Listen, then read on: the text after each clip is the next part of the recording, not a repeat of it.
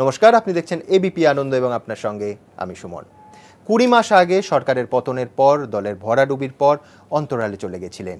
তারপর ধাপে ধাপে কর্মসূচি থেকে শরীরী ভাষা সামনে এসেছেন এবং এই মুহূর্তে দলের প্রধান মুখ, আগামী পঞ্চায়েত নির্বাচনে দলের প্রধান কাণ্ডারি, যুদ্ধের প্রধান সেনাপতি বুদ্ধদেব ভট্টাচার্য এই মুহূর্তে আমার সঙ্গে স্টুডিওতে।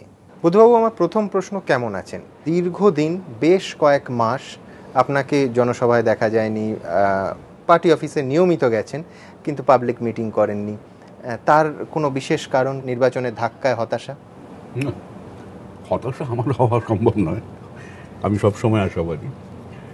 নির্বাচনে একটা পরিবর্তনের পর আমার মনে হয়েছে একটু দূরে থাকাই কিছুদিনের জন্য উচিত। সেটাই শোভন। পাবলিক লাইফ থেকে আমি কখন দূরে ছিলাম না। যাতায়াতটা, মিটিং করাটা একটু কমিয়েছিলাম, কিন্তু পার্টির মিটিং, আভ্যন্তরীণ মিটিং কোনো সময় উপেক্ষা করেছি। জনগণের নাকি চিঠি দিয়েছেন পার্টি কর্মীদের? সেটা আগেও দিয়েছি, এখন বেশি দিই। জনগণের কাছে কিছু কথা বলতে যাব, এটার জন্য একটু সময় নিয়েছিলাম। সেই সময়টা আমার ধারণা অতিক্রম করেছে। যেভাবে অতিক্রম করেছে আমি সেইভাবে আমার পাবলিক মিটিংয়ের সংখ্যাও বাড়িয়েছি। আগামী দিনে আরও বাড়াবো। একের পর এক জনসভা, এবং সেখানে লোক, চণ্ডীপুরের আপনার জনসভায় এত ভিড় হলো যে মোটরসাইকেলে করে যেতে হলো। আপনি যখন দলের অফিস আর বাড়ি করতেন তখন আপনাকে আক্রমণের লক্ষ্য হতে হয়নি। বিরোধীরা, তৃণমূল কংগ্রেস শাসক দল আপনার বিরুদ্ধে কিছু তো বলেইনি, উপরন্তু মুখ্যমন্ত্রী স্বয়ং আপনাকে ফোন করে চলচ্চিত্র উৎসবের নেমন্তন্ন করেছেন, পার্থ চট্টোপাধ্যায় আপনার বাড়ি কার্ড দিতে চলে গেছেন। কিন্তু যে মুহূর্তে আপনি পাবলিক লাইফে ব্যাক করলেন এবং একের পর এক জনবহুল জনসভা করতে শুরু করলেন, সেহেতু আপনাকে কি মনে হচ্ছে যে শাসক দলের স্বাভাবিকভাবেই আক্রমণের লক্ষ্য হচ্ছেন? ওরা কি ওদের লক্ষ্য, কি ওদের উদ্দেশ্য আমার দরকার নেই, আমার কাজ আমায় করতে হবে। আমরা বুঝতে পারছি রাজ্য এমন একটা বিপদের মধ্যে ক্রমশ চলে যাচ্ছে, আমাদের কথা মানুষকে বলতেই হবে। কি হচ্ছে রাজ্যের কৃষি ব্যবস্থা, এই আত্মহত্যাটাই কি আস্তে আস্তে পশ্চিমবাংলার চরিত্র হয়ে যাবে? ছিল না তো আগে। এগুলো মানুষকে আমরা বলবো না? পশ্চিমবাংলায় যদি কলকারখানা না হয়, ছেলেমেয়েরা যারা এখন কলেজে পড়ছে, ইঞ্জিনিয়ারিং কলেজে পড়ছে, অল্প লেখাপড়া জানে, ভালো লেখাপড়া জানে, তাদের ভবিষ্যৎটা কি? তো শুধু সিপিএম তৃণমূলের ব্যাপার না, এই ছেলে মেয়েদের কাছে আমাদের কথা বলতেই হবে। তাতে ওদের কি লক্ষ্য, কি ওদের প্রতিক্রিয়া আমার দরকার নেই। কিন্তু শাসক দল বাদ দিন, রাজ্য সরকার চিঠি লিখছে যে সিবিআই নন্দীগ্রাম কাণ্ডে যেন আপনাকে জেরা করে। কে কাকে জেরা করে? শুনুন, এসব কথার কোনো মানে নেই আমার কাছে, একেবারেই কোনো মানে নেই। এই কারণে যে আমার যা কথা ছিল, আমার যা কাজ, সব তো রাইটার্সে রয়েছে ফাইলে, গোপনীয়তার মধ্যে কিচ্ছু নেই। বলছে ফাইল উধাও হয়ে গেছে, আপনারা লোপাট করে দিয়েছেন। হতে পারে না, কোনো ফাইল লোপাট হতে পারে না। ওখানে সব ফাইল আছে, সব কিছু আছে, প্রকাশ্যে আছে, এবং ওখানে একটি দায়বদ্ধ সরকারের যা করা উচিত ছিল তাই করেছি। যে কোনো সরকার করতে তা বাধ্য। আইনের শাসন একদম ভেঙে পড়েছিল। ধরুন, যেটা খবর আসছিল যে মাওবাদীরা তৃণমূল একসঙ্গে করে অস্ত্র জড়ো করছে, প্রশিক্ষণ হচ্ছে, রাস্তা কাটা, গাছ কাটা, অফিস বন্ধ, এই অবস্থা চলতে পারে? গুলিটা না চললেই ভালো হতো। মাঠে ময়দানে সবটা নিয়ন্ত্রণ থাকে না রাইটার্সে, যারা আজকে আমরা ছিলাম তখন। কিন্তু এই যে পেছনে বসে এইসব কাণ্ড হচ্ছিল মাওবাদী এবং তৃণমূলের, আসলে এইগুলোই তো আসল ইনভেস্টিগেশন হওয়া উচিত। তার মানে বুদ্ধবাবু, গুলি চালানোর কথা আপনি জানতেন না? আমি তখন অ্যাসেম্বলিতে, আমার এখনো মনে আছে, অ্যাসেম্বলি হাউসের মধ্যে সব কিছু ছিল, ঠিক কী বিজনেস ছিল মনে নেই। আমি ঘরে এসে বসলাম, শুনলাম গুলি চলে গেছে। আমি তখনই, আমাকে একটু পরে বললো আমার ফিগারটা 14। খুব খারাপ লাগলো। কিন্তু ফিগারটা পরে আবার দেখলাম ফায়ারিংয়ে হয়েছে 8 জন, 6 জন হয়েছে অন্যভাবে, নানান রকম ইনজুরিতে। সেটাই বা কী করে হলো, কারা করলো? এখনকার শাসকেরা বলে আপনার ক্যাডাররা গুলি চালিয়েছিল। ক্যাডার ওখানে গিয়ে আমাদের লোকদের, এই লোকদের যারা মেরেছে তাদের গিয়ে ওই পুলিশের সঙ্গে গিয়ে, এসব গল্প আগে শুনেছি। পায়ের চটি পড়ে, তারপরেও শুনেছি তো হাজার হাজার ছেলে বাচ্চাকে পা ছিঁড়ে ছিঁড়ে নদীতে ফেলে দিয়েছে। ওসব বাজে গল্প করা শোনার আমার আর ইচ্ছে নেই, অনেক শুনেছি গল্প। ওইখানে নন্দীগ্রামে মাওবাদী এবং তৃণমূলরা একসঙ্গে বসে যা করছিল সেগুলোর খুব ভালো ইনভেস্টিগেশন হওয়া উচিত, তাদের জেরা করা উচিত। 21শে জুলাই যে গুলি চললো সেটা নাকি আপনার নির্দেশে, আজকে কমিশনের কাছে কমপ্লেন করেছেন রাজ্যের একজন মন্ত্রী, বলেছেন যে ইস্তফা দেবেন তিনি যদি মিথ্যে প্রমাণিত হয়। থাকলো কি না থাকলো তাদের রাজ্যের কিছু এসে যায় না, ও কতটা আমি উত্তর দিই না সব। 21শে জুলাইয়ের ঘটনাটা কি আপনি নির্দেশ মনে আছে ঘটনা আমার, কিন্তু এসব কেউ নির্দেশ দেয় নাকি এসব ব্যাপারে? পুলিশকে ওখানে গরমাল হলো, একটু পরে শুনলাম ফায়ারিং হয়েছে। এইভাবেই রাইটার্সে খবর আসে। রাইটার্স থেকে কেউ বসে বসে গুলি চালানোর নির্দেশ, সব গল্প শুনে লাভ নেই। আর এসব আজে বাজে লোক মন্ত্রিসভায় সব কথা বলছে, কথা সব উত্তর দিতে গেলে রোজই একটা করে উত্তর দিতে হয়। কোথাও এই যে আপনার একের পর এক জনসভায় ভিড় হওয়া এবং এই যে একের পর এক অভিযোগ, জেরা, তদন্তে কমিশনে নালিশ, এইগুলো কি লিঙ্কড মনে হচ্ছে আপনার? জানি না এইভাবে কেউ আমাদের ঠেকাতে পারবে কিনা, কোনোদিন পারেনি, পারবেও না। আমি এর মধ্যে বড় কিছু দেখছি না, শুধু এইটুকু আমার নিজে আমি জানি যে এইসব করে আমাদের কিছু লোককে বিরুদ্ধে কিছু অভিযোগ করে কিছু লোককে জেলে পাঠিয়ে আমাদের পার্টিকে বা আমাদের বামপন্থীদের একটু দমিয়ে দাও, একটু ভয় পাইয়ে দাও, পারবে না, কিছুতেই পারবে না। সে সাহস এই আমাদের আছে, আমাদের সেই শক্তিও আমাদের আছে। মমতা বন্দ্যোপাধ্যায় বলছেন তিনি যদি ভিন্ডিকটিভ হতেন তাহলে আপনাদের জেলে পৌঁছতে হতো। জেলের বাইরে আছেন, তার জন্য কোথায় ধন্যবাদ দেবেন আর সমালোচনা করছেন। একটা লোককে অ্যারেস্ট করলাম না, এত চুরি ডাকাতি থাকা সত্ত্বেও। আমি করলে তো একটাও থাকতেন না, সব কটা জেলে পচে মরতেন। কিন্তু বন্ধু, আমি ভিন্ডিকটিভ নই। কি উত্তর দেবো বলুন তো? এগুলো কি একটা রাজ্যের এই স্তরের যিনি সরকারের এই স্তর থেকে এইসব কথাবার্তা আসা উচিত? আমিও তো সরকারে যখন ছিলাম তখন তো ওদের অনেকের বিরুদ্ধে অনেক অভিযোগ, অনেক মামলা। যিনি বলছেন তার বিরুদ্ধে কম অভিযোগ, কম মামলা ছিল, আমি তো একটাও পার্সু করিনি। রাজনীতি করছি, রাজনীতি করো। আমি রাজনীতির কথা, দুর্নীতির কথা না বলাই ভালো বেশি। আমি সেসব নিয়ে আমি খাঁটি না কাউকে, কিন্তু এরা প্রত্যেকে নিজেদের মুখ দেখুন, তারা নিজেরা এক একজন কি সরকারে আগে, ইনক্লুডিং চিফ মিনিস্টার, মুখ্যমন্ত্রীকে বলছেন, ধরে নিন সবাই কথা বলছি আমি। কত সম্পত্তির মালিক ছিলেন, এখন কত সম্পত্তির সব মালিক। মানে ক্ষমতায় আসার পর বলছেন।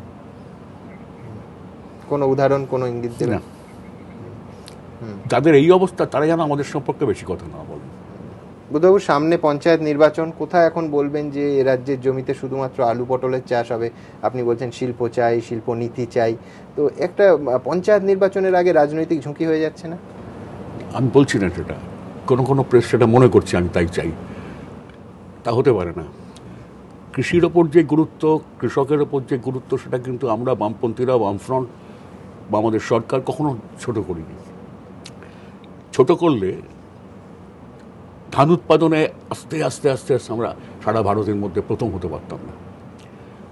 রাইস, ধানে হয়েছি প্রথম, সবজিতে হয়েছি প্রথম, আলুতে হয়েছি দ্বিতীয়। আমাদের একটা ধারাবাহিক চেষ্টার ফল, এবং আমাদের রাজ্যের মানুষের ঠিক যে খাদ্যের প্রয়োজন, মানে ভাতের, সেটা আমরা করতে পেরেছিলাম। সেটাকে দুর্বল করলে সব নষ্ট হয়ে যাবে, সেটাকে রাখতে হবে। সেই সঙ্গে সঙ্গে আমরা এটা ভালো করেই বুঝেছিলাম, শুধু ধান চাল নিয়ে, শুধু কৃষির সাফল্য নিয়ে পশ্চিমবাংলা এগোতে পারে না। ধরুন এই মুহূর্তে আপনি ভারতের সারা রাজ্যের শিক্ষা জগতের ছবিটা দেখুন। এতগুলো ইউনিভার্সিটি, এতগুলো কলেজ, এতগুলো পলিটেকনিক, ITI, ইঞ্জিনিয়ারিং কলেজ, এই ছেলেমেয়েগুলি পাশ করার পর কোথায় যাবে? নির্দিষ্ট প্রশ্ন। উনি নির্দিষ্ট উত্তর দিচ্ছেন, বলছেন যে 34 বছরে আপনারা একটা বিশ্ববিদ্যালয় করেছেন, উনি এসেই 4টে বিশ্ববিদ্যালয় করে দিয়েছেন, 3টে সরকারি, একটা বেসরকারি। আমরা বলেছিলাম নতুন বিশ্ববিদ্যালয় করব। 34 বছরে সিপিএম একটা বিশ্ববিদ্যালয় করতে পেরেছিল, আর আমরা 1.5 বছরে 4টে করেছি। আমরা এই বছরে 7টা বিশ্ববিদ্যালয় করেছি, উনি শুধু একটা ঘোষণা করেছেন, এখনো করতে পারেননি। এই তথ্যগুলো সব ভুলে যায়। 7টা ইউনিভার্সিটি করেছি আমরা, আর উনি একটা শুধু ঘোষণা করেছেন, এখনো শুরু করতে পারেননি। সে বাদ দিন, এই ছেলেমেয়েগুলি পাশ করে কোথায় যাবে?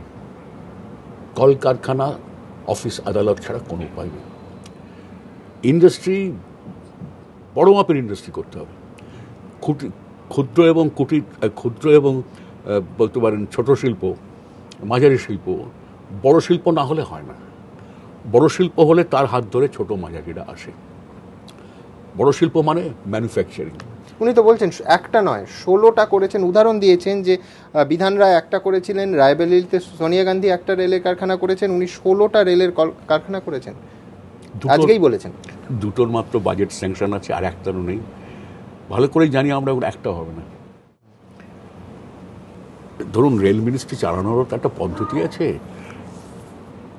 রেল দপ্তরটা কি, সে তার ভারতের অর্থনীতির তার কি সম্পর্ক? দিল্লির মাথাটা চাইছেন জিডিপিটা 7%, 8% গ্রোথ হোক। তার রেলের ভূমিকাটা কি?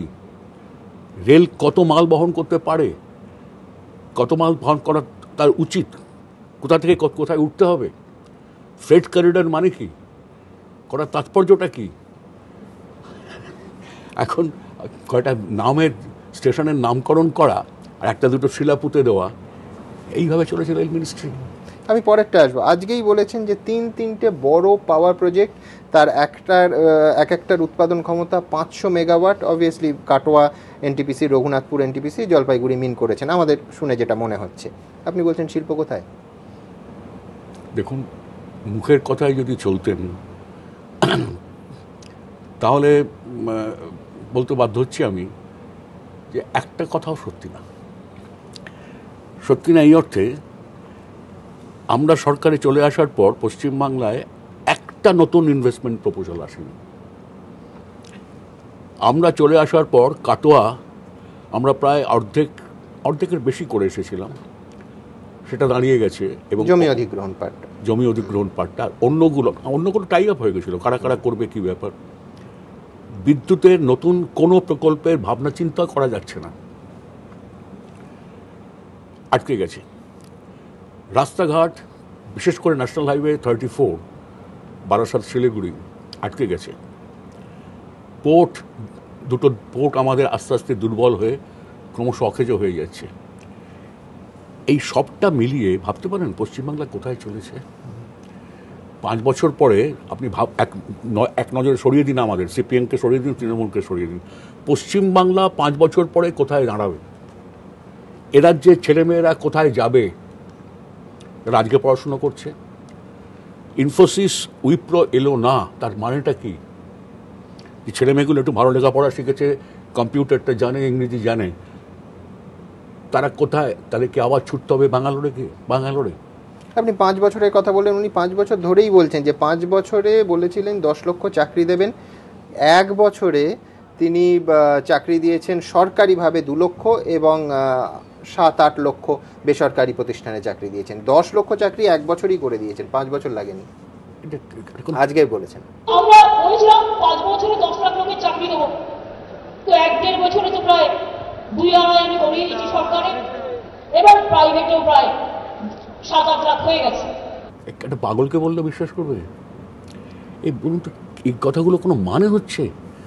8 লাখ 10 লাখ সবাই সেই প্রাতের বমি হয় না, হয় না, জানতে পারো না, কেউ জানতে পারছে না যে চাকরি হয়েছে। এই কি জানেন, একটা খারাপ কথা বলছি, মিথ্যে কথা জোর দিয়ে বলো, বারবার বললে, মিথ্যে কথা জোর দিয়ে বললে কিছু মানুষ বিশ্বাস করে বসে থাকবে। এসব পুরনো জিনিস ইতিহাসে ঘেটে পাওয়া যায়। বলছেন পাওয়ার ব্যাংক তৈরি করেছেন, আমরা টেকনিক্যালি সম্ভব কিনা অবশ্য জানি না, কিন্তু বলছেন যে 3 বছরে অন্য রাজ্যকে পশ্চিমবঙ্গ বিদ্যুৎ দেবে। আমরা একটা সময় বাড়তি আমাদের কিছু হতো, বাইরের রাজ্যকে আমরা দিতাম, কিন্তু আমি যতদূর জানি টেকনিক্যালি বিদ্যুৎ প্রিজার্ভ করা যায় না, তখনই সেটা দিয়ে দিতে হয়। আগে আমাদের রাজ্যে আগামী 5 বছরের পরিকল্পনাটা পরিষ্কার করুন, তারপরে বাইরের রাজ্যকে দেবেন। কোথাও আবার শিল্পের কথা আছে, শিল্পের জমি, যে শিল্পের জমি এই যে আপনাদের ক্ষমতা থেকে সরে যেতে হলো, তার অন্যতম বড় কারণ বলে আপনার দলিলেই তার একটা ইঙ্গিত আছে। শিল্পের জমি একজন শিল্পপতি, যেটা কেন্দ্র সরকার চাইছে 80% 20%, সেই অধিগ্রহণের ফর্মুলা মেনে কি সম্ভব? ধরুন কেন্দ্রীয় সরকারের ওই আইন এখনো তো লোকসভায় আসেনি, ড্রাফট ক্যাবিনেটে পাস হয়েছে, ক্যাবিনেট করেছে, ড্রাফট হয়েছে। আমার ধারণা সরকারের ভূমিকাটা আরও গুরুত্বপূর্ণ হওয়া উচিত। সারা দেশের সম্পর্কে আমার সব পরিষ্কার সব জায়গায় সম্পর্কে আমি বলতে পারবো না, কিন্তু এ রাজ্যে ধরুন, যদিও মনে করুন সিঙ্গুরের ক্ষেত্রে অন্তত, সিঙ্গুরের ক্ষেত্রেও 80% সমর্থন আমরা নিশ্চয়ই পেয়েছিলাম, সেরকম কোনো সন্দেহ নেই। কিন্তু সরকার যদি নিজে দায়িত্ব না নেয়, তাহলে শিল্পপতিদের কাছে বিকল্পটা হচ্ছে ল্যান্ড মাফিয়া অথবা হাত গুটিয়ে বসে থাকা। যদি একটা ভারসাম্য রেখে কৃষি এবং শিল্পের উন্নতি করতে হয়, তাহলে সরকারের ভূমিকাটা আরও গুরুত্ব আছে। ধরুন, যেটা বলছেন অনেকে, আপনিও বললেন এক্ষুনি, হ্যাঁ, সিঙ্গুরে এবং নন্দীগ্রামে গিয়ে, সিঙ্গুরে আটকায়নি আমরা, সিঙ্গুরে করে এনেছিলাম প্রায় 80-85% হয়ে গেছিল কারখানা। নন্দীগ্রামে গিয়ে একটা গোলমাল হলো, তবে সেই গোলমালটা সিঙ্গুরে ছড়িয়ে পড়ল এবং তার ফলে একটা জটিলতার সৃষ্টি হলো। জটিলতাটাকে সেই মুহূর্তে আমাদের আর মুখোমুখি হওয়া সম্ভব হলো না। হ্যাঁ, আমরা তার জন্য পরাজিত হয়েছি। তার থেকে শিক্ষা গ্রহণ করছি। জমি অধিগ্রহণের ব্যাপারে আরও সতর্ক হতে হবে। মানুষের মধ্যে যেন কোনো বিরোধ না থাকে, বিরোধমূলক অবস্থা নিয়ে শিল্প করা যায় না, এই ব্যাপারটি সতর্ক হতে হবে। কিন্তু মনে করুন আমরা পরাজিত হলাম, আর একটা দল জিতলো, ঠিক আছে, কিন্তু শিল্পায়নের প্রশ্ন তো বাতিল হতে পারে না। বোধহয় আমি বিরোধের প্রশ্নে আসবো। আপনি বিরোধের কথা বলছেন যে এই রকম একটা পোলারাইজড রাজ্যে 10-15% লোক তো রাজনৈতিক কারণেই না বলবেন, কোথায় জমি নেবেন? না, সেখানেই তো প্রশ্ন আসছে যে সরকারের কোনো ক্ষেত্রে এটা হয় না যে ধরুন রেলপথ করতে গেলে বা ব্রিজ করতে গেলে বা আরও গুরুত্বপূর্ণ ইনস্টলেশন, সামরিক দপ্তরের জন্য কিছু ঘরবাড়ি করতে গেলে জনস্বার্থে অধিগ্রহণ, যেটাকে একেবারে পিওরলি জনস্বার্থে অধিগ্রহণ, তার জন্য হবে। কিন্তু সেখানেও তো 100%-এর সমর্থন পাওয়া যায় না। তাই জন্যই তো ওই ধরনের একটা আইন দরকার। সে ব্রিটিশ আমলের আইন পাল্টানো উচিত আমিও মনে করি। কিন্তু একটা দায়িত্বশীল সরকারের যদি ওভারঅল ডেভেলপমেন্ট করতে হয় একটা দেশে, তার হাতে নতুন আইন চাই এবং সেই নতুন আইনের সরকারের হাতে বেশি ক্ষমতা দেওয়া উচিত। কত পার্সেন্ট বলে আপনার মনে হয়? পার্সেন্ট আমি বলতে পারবো না, কিন্তু প্রয়োজন হলে মনে করুন সরকারের হাতে যে ক্ষমতা থাকা উচিত, সেটা সরকারের আইন দিয়ে ওটা করা যায় না। মনে করুন আলোচনা মূল সমস্যাটা কি, মানুষকে আগে কনভিন্স করো, বোঝাও, একটা দিক। দ্বিতীয় হচ্ছে তার দামটা যেন ঠিক পায়। তৃতীয় হচ্ছে যতটা সম্ভব তার পুনর্বাসন। এই তিনটেকে রক্ষা কবচ করে সরকারের এগোনো উচিত। তাতে আইনের মধ্যে পার্সেন্টেজ বাদে খুব একটা লাভ হবে না। কিন্তু বোধহয় আপনার এই মত কি আপনার দল মানে? বিজয়বাড়া ডকুমেন্টে পরিষ্কার বলা হচ্ছে মানুষের ইচ্ছের বিরুদ্ধে কোনোভাবে জমি নেওয়া যাবে না। আপনার দলের ডকুমেন্ট? না, ডকুমেন্ট ঠিক এভাবে বলা হয়নি। ডকুমেন্টে ভাগ করে দেওয়া হয়েছে, যেরকম বললাম, যেটা সরকারি পরিকাঠামো তোলা। আমি স্পেসিফিক বেসরকারি শিল্প বলছি। বেসরকারি শিল্পের ক্ষেত্রে একটা মনোভাব আছে, সেটা মনোভাবটা হচ্ছে এই যে এটা তাদেরই করে নিতে হবে, সরকার তার জন্য কিছু করবে না। এটাতে আমার মনে হয় এটা সম্ভব না। একটা দায়িত্বশীল সরকার একটা শিল্পকে বলতে পারে না যে, ধরুন সিঙ্গুরের মতন প্রশ্ন, ম্যানুফ্যাকচারিংয়ের মতন বড় শিল্প যদি আবার প্রয়োজন হয়, হওয়া উচিত, আরও দরকার আমাদের। কাউ যদি 1000 বিঘা 2000 বিঘা জমি লাগে, তাহলে আমি কি বলবো, আপনি কি জমি জোগাড় করুন 3000 কৃষকের সঙ্গে দরাদরি করে? কি করে করবে? তার মানে সে শিল্পটা আমার হাতছাড়া হচ্ছে। যে জিনিসটা আমাদের মাথার চিন্তার মধ্যে আসে না, যেন ডেকে শুনে গরিব কৃষকদের একটা জমি একজন বড়লোক শিল্পপতিকে দিয়ে দিলাম। আরে এটা তো ইস্যু না। ইস্যুটা হচ্ছে হ্যাঁ দিয়ে দিলাম, তার জন্য কত কর্মসংস্থান হলো, হাজার হাজার ছেলে মেয়ে কাজ করবে, হাজার হাজার মানুষ ডাইরেক্টলি এবং ইনডাইরেক্টলি এমপ্লয়েড হবে। সিঙ্গুরের ওই জমি থেকে কি মূল্য সৃষ্টি হতো, কতজনের শ্রমদিবস সৃষ্টি হতো, ফ্যাক্টরিটা হয়ে গেলে কি মূল্য সৃষ্টি হচ্ছে, কত শ্রমদিবস সৃষ্টি হচ্ছে। কিন্তু বুদ্ধবাবু, আপনি আপনার দলকে এটা বোঝাতে পারলেন না? মানে এই অবস্থান তো আপনার দল আর মমতা বন্দ্যোপাধ্যায়ের একই হয়ে যাচ্ছে। তা না, কিন্তু আমাদের দলের আমাদের একটা সর্বভারতীয় অবস্থান নিতে হয়েছে। যেটা হচ্ছে সেই এই কারণেই হচ্ছে যে, মনে করুন মহারাষ্ট্রের মতন রাজ্যে বা অন্ধ্রের মতন রাজ্যে 10,000 12,000 একর SEZ এর জন্য সরকার একেবারে একতরফাভাবে জমি দিয়ে দিচ্ছে। বা এই গুরগাঁওতে যেটা গণ্ডগোল কন্টিনিউ করছিল, হরিয়ানা, রিয়েল এস্টেট করার জন্য সরকার সব জমি নিয়ে নিচ্ছে। এসইজেডের এই পার্টটায় আমাদের আপত্তি। উইপ্রো বা ইনফোসিসকে আমি নিজে বলেছিলাম, আমি কথা দিচ্ছি এ রাজ্যে আপনি এসইজেড পাবেন। কেন পাবেন? তাদের জমি কত, 25, 30, 50। এক্সপোর্ট না করলে, এসইজেড না করলে তারা আসবে কী করে? কিন্তু এসইজেড যেখানে 10,000, 12,000 একর জমি নিয়ে নিচ্ছে, এবং 10,000, 12,000-এর মধ্যে 50% রিয়েল এস্টেট করার জন্য, এটা অন্যায়। এইভাবে কৃষকের জমি নেওয়া যায় না। সেটা নাকি এটা সিঙ্গুর নন্দীগ্রামের পর সিপিএম এখন জমির ক্ষেত্রে ডিফেন্সিভ? না, জমির ক্ষেত্রে আগেও ছিলাম। যেটা আমি বলছিলাম, মহারাষ্ট্রে বা অন্ধ্রতে বা কয়েকটা জায়গাতে এসইজেড করা হয়েছে 10,000, 12,000 একর জমি নিয়ে। আমরা সেখানে আপত্তি করছি, কেন এত জমি নিচ্ছ? আর সেই জমির 50% ইন্ডাস্ট্রি করছো, 50% রিয়েল এস্টেট করছো, এটাও আপত্তি আমাদের। কিন্তু এই ক্লারিফিকেশন তো আপনার পার্টির ডকুমেন্ট নেই। দেখবেন, যেটা আমরা দিল্লিতে দিয়েছিলাম সব মিলিয়ে, পার্টির ডকুমেন্ট না, গভর্নমেন্টকে যেটা আমরা দিয়েছিলাম, তাতে আমরা এই এসইজেডের ওই জমির পরিমাণ নিয়ে বলেছিলাম। তারপরে জমি নেওয়ার পর সেখানে ইন্ডাস্ট্রি কত হবে, রিয়েল এস্টেট কত হবে, 50%। একদম আমরা রিয়েল এস্টেটের আপত্তি করেছি।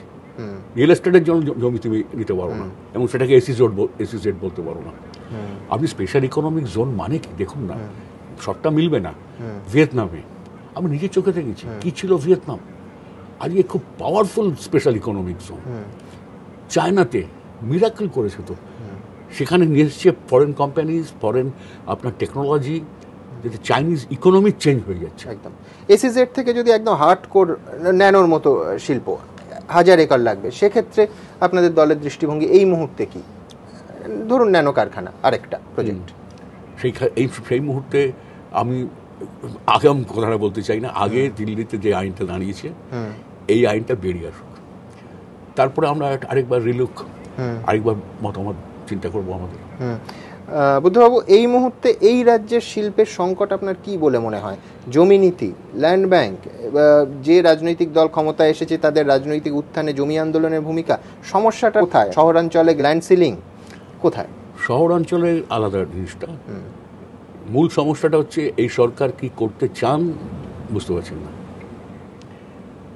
শিল্প মানে কি, কেন শিল্প দরকার, কোন শিল্প দরকার? ম্যানুফ্যাকচারিং, বিগ ম্যানুফ্যাকচারিং ইউনিটস ছাড়া স্মল মিডিয়াম হবে না। Knowledge industry, information technology, biotechnology ছাড়া হতে পারে না, অ্যাডভান্স করতে পারি না আমরা। এই সমস্ত মিলিয়ে একটা ভিশন যাকে বলে, সেই ভিশনটা নেই। 1, 2 হচ্ছে সেখানে আবার একটা বড় বাধা হয়ে দাঁড়াচ্ছে ঠিকই, জমি নীতিটা কী হবে? একটা ব্যালেন্সড জমি নীতি, কে তাকে বলছে যে জমি সব কৃষি জমি নিয়ে নাও, উর্বর জমি, কৃষি জমি বাঁচাতেই হবে, কিন্তু বাড়তি জমি কিভাবে নেবে তার পদ্ধতি নিয়ে নিয়ে। কিন্তু আমি কোনো অবস্থাতেই জমি নেবো না, এই যদি অবস্থা নয়, আমি কাউকেই, এমনকি আইটির জন্য আমি এসইজেড দেবো না, কী করে হবে? এই নীতিহীনতা, কোনো দিশাহীনতা, এর ফলে আমার তো দুশ্চিন্তা হচ্ছে। ধরুন এই পার্টি যেতে, এই পার্টি হারে, ঠিক আছে, তো 5 বছর পর পশ্চিমবাংলা কোথায় গিয়ে দাঁড়াবে? কলকারখানা নেই, রাস্তা নেই, বিদ্যুৎ নেই, পশ্চিমবাংলায় আমরা কিসের ওপর দাঁড়াবো 5 বছর পর? সারা দেশ তো আমাদের দিকে হাসবে, তাকাবে। বুদ্ধবাবু, শিল্পের কথাতেই আসবো, প্রাইভেটাইজেশনের কথাতে আসবো। বহুদিন ধরে একটা বড় ইস্যু, আজকে চমৎকার একটি বিমানবন্দর কলকাতা পেয়েছে, একটা নতুন সাজে, নতুন চেহারায়। আপনার মনে থাকবে, তারপরে আপনার একটা সাক্ষাৎকার নেওয়ারও সুযোগ হয়েছিল আমার। এই প্রাইভেটাইজেশন অফ এয়ারপোর্ট, এই ইস্যুতে আপনার দল রুখে দাঁড়িয়েছিল। আপনি কি আজকে দাঁড়িয়ে মনে করেন যে সেই দিন সেই রুখে যাওয়ার সঠিক ছিল? দেখুন, আমাদের দেশটা তো এখন, এক কথা আপনি যদি বলেন যে সরকারের আর কোনো ভূমিকাই থাকবে না, সেই জায়গাতে আমি নেই। বিশেষ করে গুরুত্বপূর্ণ পরিকাঠামো আমাদের দেশে, জাহাজ বন্দর, বিমানবন্দর, রেলওয়েজ, কয়লা আছে এখনো, এগুলো কয়েকটা বেসিক ইন্ডাস্ট্রি, কি ইন্ডাস্ট্রি যা বলে, ইন্ডাস্ট্রি সরকারের হাতে থাকা উচিত বলে আমি মনে করি, এখনও থাকা উচিত। অন্য রাজ্য যারা বেসরকারি হাতে দিয়ে দিচ্ছে, আপনি দৃশ্যত এয়ারপোর্টে পা রাখলেই সেটা বুঝতে পারবেন তফাৎটা। ঠিকই, কিন্তু আমি তো অনেক কষ্ট করে প্রাইম মিনিস্টারকে বুঝিয়েছিলাম যে আপনি কলকাতাটা করবেন না, আর চেন্নাইও আপত্তি করছিল, চেন্নাইও হয়নি। শেষ পর্যন্ত তো সরকারি টাকা আনতে পেরেছিলাম, অসুবিধাটা কি? সরকারি টাকায় হওয়াটাই তো ভালো। কেননা বেসরকারি হওয়ার পেছনে অনেক আবার অন্ধকার ব্যাপার থাকে। উদ্ধব, আপনার সময় বর্ধমানে অন্ডালে এয়ারপোর্ট হচ্ছে, সিঙ্গাপুরের চাঙ্গি করছে, সেটা তো বেসরকারি টাকায়। তাহলে সেটাই আপনি হ্যাঁ বলছেন, নতুন ওরা বলছেন গ্রিনফিল্ড এয়ারপোর্ট বেডের ব্যাপারে বলেছিল যে আর পারবো না আমরা করতে, তখন আমি বাধ্য হয়েছিলাম, সিঙ্গাপুর ছুটেছিলাম, ওই চেইনিদের সঙ্গে ওখানে বসে লাঞ্চ করতে হয়েছিল আমাকে। সে ভদ্রমহিলা অ্যাডভাইসার ওদের সেই কোম্পানির, তাকে বোঝালাম। সে তো প্রথমে কমিউনিস্ট শুনে খুব ভয় পেয়ে গেল। তাই আমি বললাম যে না না, এইসব ব্যাপার আমরা এই আমাদের পলিসি ইত্যাদি ইত্যাদি। তারপরে তারা এলো। মানে নতুনে আপনি হ্যাঁ বলছেন, যেটা এক্সিস্টিং সেটা ছাড়ছেন। ওরা বলেছিল, গভর্নমেন্ট অফ ইন্ডিয়া বলেছিল গ্রিনফিল্ড এয়ারপোর্টের জন্য আমরা দায়িত্ব নিতে পারবো না, ওটা প্রাইভেটকে দিতে হবে। কিন্তু পাশাপাশি দমদমের মডার্নাইজেশন এবং এক্সপ্যানশনের জন্য আমি তো মনমোহনজিকে রাজি করলাম এবং হলো। মানে এই মুহূর্তে দমদম বিমানবন্দরের, কলকাতার আন্তর্জাতিক নেতাজি সুভাষচন্দ্র বিমানবন্দরের যে চেহারা আপনি দেখছেন, তাতে আপনি খুশি? আমি এটার হওয়ার পর আমি যাইনি, আচ্ছা, কিন্তু টিভিতে যা দেখেছি, ছবিটা কাগজে যে ছবি দেখেছি, আমি খুশি। আমাদের এখানে এখনো পর্যন্ত যে ক্যাপাসিটি, যত প্লেন এরা হ্যান্ডেল করে, কার্গো হ্যান্ডেল করে, প্যাসেঞ্জার হ্যান্ডেল করে, সেই তুলনায় তো ভালোই হয়েছে। হয়তো ভবিষ্যতে আরো এক্সপ্যানশন করার স্কোপ আছে। এয়ারপোর্ট অথরিটি অফ ইন্ডিয়া বিমানবন্দরটা করলো, কিন্তু প্র্যাকটিক্যালি আপনি গিয়ে দেখবেন যে মেইনটেনেন্স, সার্ভিস সমস্ত বেসরকারি হাতে। খুব বেশি তফাৎ কি হয় বুদ্ধবাবু? প্রাইভেটাইজেশন মানে তকমাটা হয়তো লাগছে না, কিন্তু ব্যাপারটা তো এক। আপনাদের মুশকিল হচ্ছে, বা আপনার মুশকিল হচ্ছে বলবো, প্রাইভেটাইজেশনের মধ্যেই হচ্ছে দেবতার ঘুরপাক, আর সব সরকার মানেই অপদেবতা। এটা আমরাও তো আবার, আমিও সেটা তা নয়, কিন্তু দেবতার, সরকারি দেবতাকে রেখে ভেতরটা সমস্ত অপদেবতা ঢুকে গেল, এটাও তো ঠিক নাই। বলছি যে আজকে যদি আপনি এয়ারপোর্টে পা রাখেন, আপনি দেখবেন মেইনটেনেন্স থেকে সার্ভিস সমস্ত বেসরকারি হাতে। প্র্যাকটিক্যালি একাধিক বেসরকারি সংস্থা এয়ারপোর্টটা চালাচ্ছে। তাহলে সেদিনের প্রাইভেটাইজেশন আটকে তো কিছু লাভ হলো না। আটকে লাভ হলো না এটা ঠিক না। যেখানে সরকারও করতে পারে, বেসরকারি করতে পারে, আমাদের ফার্স্ট প্রেফারেন্স হবে সরকারি করুক। এবং আমি কথা বলতে গিয়ে বুঝেছিলাম যে আমি ওই পজিশনটা স্টিক করেই হবে, তাই হলো, তাই জন্য স্টিক করেছিলাম। উদ্ধব, আবার একেবারে রাজ্য সরকারের কাছে আসি। আপনি বারবার বলছেন এটা সরকার চলছে না, ক্লাব চলছে। 34 বছরের সঙ্গে যদি তুলনা করেন, 20 মাস, প্রায় শিশু, এখনো এত কঠোর সমালোচনার সময় এসেছে? ধরুন, সমালোচনা তো করতে হচ্ছে রাজ্যের দিকে তাকিয়ে। এটা কি হচ্ছে? পাড়ার জলসাটা এখন সরকারি জলসা, এই লেভেলে একটা সরকার চলছে। পাড়াতে সব নানান রকম উচ্ছৃঙ্খলতা, হিংস্রতা, লুম্পেন, এইগুলোকে এই সময় খুব ফুলে ফেঁপে উঠেছে। পাড়ার জলসাটা এখন সরকারি জলসায়, এবং কোটি কোটি টাকা ব্যয় হচ্ছে। সরকারের প্রায়োরিটি তারা কি? কিন্তু এই প্রবণতা আপনাদের সময় দু একবার দেখা যায়নি? হোপ 86 হয়েছে, ব্যতিক্রম। নিজেই বললেন আপনি, দু একবার দেখা যায়নি কি? দু একবার দেখা গেছে। আমরা একেবারে সব কিছুর ঊর্ধ্বে ছিলাম আমি দাবি করছি না, সেটা ব্যতিক্রম হয়েছে, দু একটা ভুল হয়েছে আমাদেরও, অন্তত আমার মনে হয়েছে। কিন্তু এখন কি হচ্ছে? এইটাই তো হচ্ছে, শুধু জলসাই শুধু হচ্ছে। পাড়ার যে উশৃঙ্খলতা, সেটা চলে এসছে অন্য জায়গায়। মাঝে মাঝে একটু লাল, সাদা, নীল রং, একটু তিনবাতি আর জলসা। মমতা বন্দ্যোপাধ্যায়, সরকার চলছে, সরকার চলছে বলে তো মনে হচ্ছে না। যদি চলে, যদি বলেন আপনি, আমি বলবো পেছন দিকে চলছে, যে পশ্চাৎ গতি। পেছোতে পেছোতে শেষ পর্যন্ত 5 বছর পর কোথায় গিয়ে দাঁড়াবো কেউ জানে না। উদ্ধব, মমতা বন্দ্যোপাধ্যায় সরকার ক্লাবগুলোকে টাকা দিচ্ছে। গত বছর 700 ক্লাবকে, এবার 2600 ক্লাবকে টাকা দেওয়া হয়েছে, এবং উনি ঘোষণা করেছেন যে আগামী 5 বছর এই টাকা ক্লাবগুলোকে দিয়েই চলবে। এটাই আমাদের রাজ্যে প্ল্যান বাজেট হবে। আমি অসময়ের কাছে শুনছিলাম এগুলো নাকি প্ল্যান বাজেট থেকে দেওয়া হচ্ছে। কোন সরকারে দিতে পারে যার একটু দূরপাল্লার চিন্তা নেই, যার সত্যিকারের উন্নয়নের কোনো ভাবনা নেই? ক্লাবকে টাকা দেওয়া তো খুব সোজা। ওরা রাজনীতি তো ওইসবই করেছে এতদিন, পাড়ায় পাড়ায় ক্লাব, পাড়ায় পাড়ায় ক্লাবকে টাকা, জলসা ইত্যাদি। সেটাই এখন রাজ্য স্তরে উঠে এসেছে। বুদ্ধবাবু, আমি একটা কথা এখানে বলবো, সেটা হচ্ছে এই যে ক্লাবকে টাকা দেওয়ার প্রবণতা, সুভাষ চক্রবর্তী ক্লাবকে টাকা দেননি। আপনি বলতে পারেন যে 40 কোটি দেননি, পরিকল্পনা খাত থেকে দেননি, কিন্তু এই প্রবণতাও তো আপনারা শুরু করেছেন। ভুল করছেন আপনি, এটা বলে আবার ওদের নাম করছেন। সুভাষ আজকে জীবিত নেই। স্পোর্টস ডিপার্টমেন্টের কিছু রুটিন কাজ থাকে, সে রেজিস্টার্ড ক্লাবকে দেখে শুনে সব নিয়মকানুন আছে, টাকা দেয়। আমি টাকা দেওয়াটা রেজিস্টার্ড ক্লাব হলে তার সেই অ্যাস্তাচ আপত্তি করছি না, আমি কিন্তু বলছি আপনি আর কিছুই করছেন না, শুধু ক্লাবকে টাকা দিচ্ছেন, এটা কি সরকার? আর কিছু করছেন না তো। উৎসবের জন্য টাকা, ক্লাবের জন্য টাকা। আপনি গত 6 মাসের একটা খরচের হিসাব বার করুন এই সরকারের। এটা বিপজ্জনক প্রবণতা, এটা কোনো সেন্স অফ প্রায়োরিটি নেই, দিশা লক্ষ্য সব কিছু হারিয়ে গেছে। এর ফল শেষ পর্যন্ত পশ্চিমবাংলা ভীষণভাবে ভুগবে। পাশাপাশি আরও দুটো সরকারের কাজ তুলে ধরা হচ্ছে। এক, পাহাড় হাসছে, জঙ্গল হাসছে, জঙ্গল শান্ত। পাহাড়ে এই সাম্প্রতিক একটা উত্তেজনা ছাড়া পাহাড় সাময়িকভাবে অশান্তি থিতিয়ে গেছিল, এটা তো মানবেন? হ্যাঁ, শেষ অশান্তি থিতিয়ে গেছিল তো। আমাদের সময় দীর্ঘ 2 দশক অশান্তি ছিল না। অনেক যদি ব্যাকগ্রাউন্ডে যান আপনি বুঝতে পারবেন। একটা এজিটেশন হলো গোর্খাল্যান্ড, তারপরে বুঝিয়ে সুজিয়ে জ্যোতিবাবু, রাজীব গান্ধী 88 একটা হলো, তারপরে ওর চিন্তা আসলো, চিন্তাটাকে আমরা প্রথম বুঝিয়েছিলাম যে আছে এটাই চলুক, যে না আমার কনস্টিটিউশনাল গ্যারান্টি চাই, 6 শিডিউলে আনতে হবে। আর সেটা ড্রাফট হলো, সেটা দেরি হয়ে গেল, দেরি করতে করতে তার মাঝখানে আবার এই এডুকেশনটা শুরু হয়ে গেল। কিন্তু আপনি তো ঘুরে আসলেন দার্জিলিং থেকে, গোর্খাল্যান্ডের সঙ্গে আপোষ করে কোনো আলোচনা করাই উচিত হয়নি। আপনি কি তাহলে বলবেন এই যে জিটিএ চুক্তি তার দ্বিতীয় পাতায় যে মেনশন, সেটাই একটা ভুল যাচ্ছে? ওটা ভুল হয়েছে, ওটা না করলেই ভালো হতো। অশোক যখন আমাকে ফোন করলো যে এইটা এখানে রাখছে, আমি বললাম তোমরা ইনসিস্ট করো, আপত্তি করো, কিন্তু ব্রেক করবে না, আলোচনা থেকে সরে যাবে না।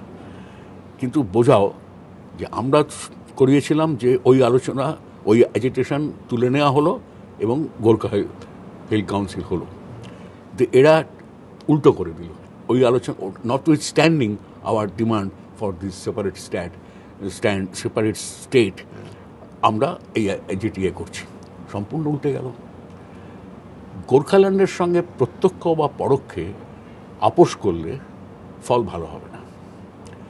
খুব সীমান্তের একটি খুব গুরুত্বপূর্ণ এলাকা ওটা, পাহাড়ের সঙ্গে ডুয়ার্সের ইস্যু জড়িত, ডুয়ার্স এবং তারাই, ওখানে এই আগুন নিয়ে খেলতে যাওয়া ঠিক না। এটা এই সরকার যত তাড়াতাড়ি বোঝেন তত তাড়াতাড়ি। এই সিজনের টুরিস্টরা ঘুরে আসতে পেরেছে বলে পাহাড় আসছে না, লং টার্মে সমস্যার আরও গভীরে যেতে হবে। জিনিসটা অত সোজা না, গেলেই বোঝা যায় না। হঠাৎ লেপচাদের নিয়ে এটা কী করে দিলেন? আরে বোঝা দরকার তো পাহাড়ের মানুষের জনসংখ্যার ভিত্তিটা কী, তার কোন অংশ কী, লেপচা কারা, অন্যরা কারা, শিডিউল কাস্ট শিডিউল ট্রাইব যারা আছে তাদের তো একটা রিজার্ভেশনের করার কথা জিটিএতে, সেটা না করে হঠাৎ একটা অ্যানাউন্স করে দিলাম লেপচা। এইগুলো চিন্তা না করা, চিন্তাহীন সব পদক্ষেপ। পাহাড়ের মতো বড় সমস্যার ক্ষেত্রে মমতা বন্দ্যোপাধ্যায়কে যদি তার সহযোগিতার প্রয়োজন হয়, পাশে দাঁড়ানোর প্রয়োজন হয়, আপনারা বা আপনি পরামর্শ বা সহযোগিতা দেবেন? সবসময় দেবো, কেন দেবো না? পাহাড়ের ব্যাপারটাতে যদি সেটব্যাক হয় তা আমরা কি আনন্দিত হব নাকি? আমরা তো উদ্বিগ্ন। আপনাদের তো রাজনৈতিক লাভ, পাহাড় আসছে বিজ্ঞাপন হয়েছিল, আপনারা বলবেন দেখুন হাসিম লান, সেটা সহজে একটা, কিন্তু আমরা ওই রাজনীতি ঠিক করি না। লং টার্ম বলেন, আমাকে বলেন, আমি মনে করি পাহাড় যদি সমস্যা সৃষ্টি হয়, উদ্বেগ, সারা রাজ্যেরই ক্ষতি হবে। সেটা ডুয়ার্সে ক্ষতি হবে, তরাইয়ে তক্ষুনি ক্ষতি হবে, কিন্তু আমরা উদ্বিগ্ন। আমরা ওদের পাহাড় হাসছে না বলে আমরা হাসতে আরম্ভ করলাম, আমরা এই রাজনীতি করি না। বুদ্ধবাবু, জঙ্গলমহলে আমি যদি পরিসংখ্যান রাখি, দৃশ্যত আপনার সময়, বিশেষ করে শেষ 3 বছর, প্রতি মাসের যতজন মানুষের মৃত্যু হয়েছিল, হত্যা হয়েছিল, রক্তের হোলি খেলা চলেছিল, সেই সংখ্যা তখন শূন্যে নেমে এসছে। জঙ্গল তো শান্ত। জঙ্গল শান্ত এক অর্থে, কারণ তার মূল কারণটা হচ্ছে তৃণমূল, মাওবাদী এবং তার মাঝখানে একটা ব্রিজ করত জনসাধারণের কমিটি, এরা একসঙ্গে মুভ করত এবং সবারই লক্ষ্য হচ্ছে আমরা। তার জন্য আমাদের এত প্রাণ ওখানে গেছে। একদিকে আমরা, আরেকদিকে হচ্ছে তৃণমূল, জনসাধারণের কমিটি, মাওবাদীরা, একই লক্ষ্য। কিন্তু আপনি বারবার এই কথা বলেন, প্রমাণ করতে পারেননি, বা আপনার পুলিশ যে গ্রেফতার করতে পেরেছে মাওবাদীদের সঙ্গে যুক্ত তৃণমূলীদের, তাও তো নয়। কয়েকশো গ্রেপ্তার হয়েছিল তো শুধু ওই জন্য। আমাদের যারা খুন করেছে তারা হয় মাওবাদী, নয় ছত্রধরের কমিটি, আর নয়তো তৃণমূল। ওরা সব দিনের বেলা তৃণমূল, রাত্রিবেলা ছত্রধরের কমিটি। এটার নিয়ে আজকে আর কোনো রহস্য নেই। আচ্ছা, তো এরপরে আমি ধরি যে ধরা যাক, শেষ করি ওইটা, যেহেতু ওই আমরা যেহেতু আহত হয়ে রক্তাক্ত ওখান থেকে সরে গেছি, এখন সরকার থেকেও নেই, তাই জন্য এই তিনজনের মধ্যে এখন এই মুহূর্তে কোনো বড় বিরোধ নেই, তাই জন্য শান্ত আছে। তা কেন বলছেন? ঠিক উল্টোটা হওয়ার কথা। তার কারণ ধরা যাক যে তৃণমূল কংগ্রেস সরে গেল, তারপরে এই মমতা বন্দ্যোপাধ্যায়ের সময় কৃষাণজির মৃত্যু হলো গুলিতে, এবং তারপরে এই যে আমি যদি ধরে নিই আপনার কথা সত্য যে তৃণমূল কংগ্রেস সরে গেছে, তাতে তো মাওবাদীরা ক্ষিপ্ত হয়ে উঠবে। তৃণমূল কংগ্রেস সরে যায়নি, তৃণমূল কংগ্রেসের সঙ্গে হাত মিলিয়ে তারা যা এতদিন করেছে তার বিরুদ্ধে, সেই জন্য এখনই তৃণমূলের বিরুদ্ধে ওরা অস্ত্র ধরছে না। কৃষাণজির মৃত্যু হলো তারপরেও না ধরেনি। এখন ভালো করে অবজার্ভ করেন কি হচ্ছে, তার ফলে একটা ক্ষেত্রে তারা রিটালিয়েট করেনি, কোনো ক্ষেত্রে করেনি, কোনো গ্রামে, কোনো অঞ্চলে, কোথাও না। পুরনো সম্পর্কটাকে চেষ্টা করছে কি করে ম্যানুভার করে রেস্টোর করা যায় আবার। তার কারণ এইটা যে কেন্দ্রীয় বাহিনী রয়েছে এখনো, সেই জন্য তার একটা কারণ ওইটা, কেন্দ্রীয় বাহিনী রয়েছে। রাজনৈতিকভাবেও এখনো পুরোপুরি বিচ্ছেদ ঘটে যায়নি তৃণমূলের সঙ্গে ওই গ্রুপগুলোর। কিন্তু এই যে মহাকরণে একের পর এক মাওবাদী নেতা নেত্রীরা সারেন্ডার করছেন, যারা একাধিক খুন করেছে, পুলিশ ফাঁড়ি থেকে অস্ত্র ছিনতাই করে নিয়ে গেছে, সেই অস্ত্র নিয়ে এসে তারা আত্মসমর্পণ করছে, হতে পারে না। আইনের শাসন থাকবে না তার। কিন্তু নৈতিকভাবে আপনি যদি দেখেন যে মূল স্রোতে মাওবাদীরা ফিরছে, এটা তো পজিটিভ। আমাদেরও সময় ছিল, আমরাও ওপেনলি বিজ্ঞাপন দিয়ে করতাম, তার কিছু কন্ডিশন ছিল। কার কার আত্মসমর্পণ করলে কি হবে, যে খুনের আসামি তার কি হবে, অস্ত্র নিয়ে ধরা পড়লে কি হবে, যে অস্ত্র সরকারি কোষাগার থেকে লুট করা হয়েছে। আমরা কয়েকটা কন্ডিশন দিয়েছিলাম আত্মসমর্পণ। আপনি বলছেন ৭৭ সালে আপনাদের নীতি আর ২০১১-র মাওবাদী আত্মসমর্পণের নীতি ভিন্ন। অবশ্যই ভিন্ন, কারণ আমরা তখন তো আর্মস নিয়ে স্ট্রাগল করিনি। ৭৭-এ যখন সবাইকে ছাড়া হলো আস্তে আস্তে, তখন ওইভাবে প্র্যাকটিক্যালি শুধু নকশালপন্থী তখন যারা ছিল তারাও তখন কার্যত কংগ্রেসীদেরও ক্ষমতা এসে তো আপনারা সবাইকে ছেড়ে দিয়েছিলাম। কিছু তখন শুধু ভয় ছিল ওইটাই যে তারা আইনের শাসন মানবে কিনা, সংবিধান সম্মতভাবে ফিরে আসবে কিনা। পরে দেখা গেছে আমরা ঠিকই করেছিলাম। কিন্তু মমতা বন্দ্যোপাধ্যায় তাই করছেন, আপনারা জেনারেলি ছেড়ে দিয়েছিলেন, উনিও ছাড়ছেন। এটা তো বুঝতে হবে, এটা শুধু ওয়েস্ট বেঙ্গল ফেনোমেনন নয়। এরা যারা করেছে এই জিনিস বা করছে পেছনে, সারা ভারত তাই চেহারাটা দেখুন, ছত্তিশগড় থেকে আরম্ভ করুন, এটা অল ইন্ডিয়াটা ফেনোমেনন, একে এত সহজে ট্যাকল করা যাবে না। এবং পশ্চিমবাংলায় একটা শান্তি চুক্তি হতে পারে না, হবে না, করবে না আমরা। সিপিএম দলটা হাঁটু ভেঙে পড়ে গেছে, ঘুরে দাঁড়ানো দূরে থাক, উঠে দাঁড়াতেই পাচ্ছে না। পঞ্চায়েত নির্বাচনে আপনাদের ভরাডুবি অনিবার্য, বহু আসনে আপনারা প্রার্থী দিতে পারছেন না। কিছু লোক ভাবছেন বা চাইছেন সত্যি আমরা হাঁটু ভেঙে গেছে, শুয়ে থাকি। হাঁটু আমার তো অত সহজে ভাঙে না। আমরা অনেক, আমার জীবনেই আমি অনেক দেখেছি, ওঠা বসা দাঁড়ানো। গত নির্বাচন, বিধানসভা নির্বাচনের পরে একটা আকস্মিক একটা আঘাত এসেছিল পার্টিতে, কোনো সন্দেহ নেই, এটা আসাটাও স্বাভাবিক। কিন্তু দেখবেন আস্তে আস্তে মানুষের অভিজ্ঞতাটাই হচ্ছে সবচেয়ে বড় সম্পদ আমাদের। সেই অভিজ্ঞতার ভিত্তিতে মানুষ যখন আস্তে খানিকটা বিরোধিতা করছে, রুখে দাঁড়াচ্ছে, আমরা আরও শক্ত জমির উপর দাঁড়িয়েছি। এবং বলতে পারেন আমাদের সমর্থনটা তো 2011 নির্বাচনে আমরা একেবারে শূন্য হয়ে গেলাম তা তো না। আমাদের পেছনে তো কয়েক লক্ষ, প্রায় 1,95,00,000 মানুষের সমর্থন ছিল। 40% তো আমরা ভোট পেয়েছিলাম। সুতরাং সেই মানুষ তো আছেই। যে মানুষের মধ্যে একটা বিভ্রান্তি এসেছিল বা আমাদের সম্পর্কে একটা হতাশা এসেছিল, আমাদেরকে যারা ছেড়ে গেছিলেন, এই অংশের মধ্যে ফিরে যাওয়ার প্রক্রিয়াটা শুরু করতে আমাদের সময় লেগেছে, কিন্তু এখন শুরু হয়েছে। কারণ মানুষের নিজের অভিজ্ঞতাটাই হচ্ছে শ্রেষ্ঠ শিক্ষক। আমরা কি করতে পেরেছি, কি পারিনি, আমরা কি ভুল করেছি আর এখন কি হচ্ছে,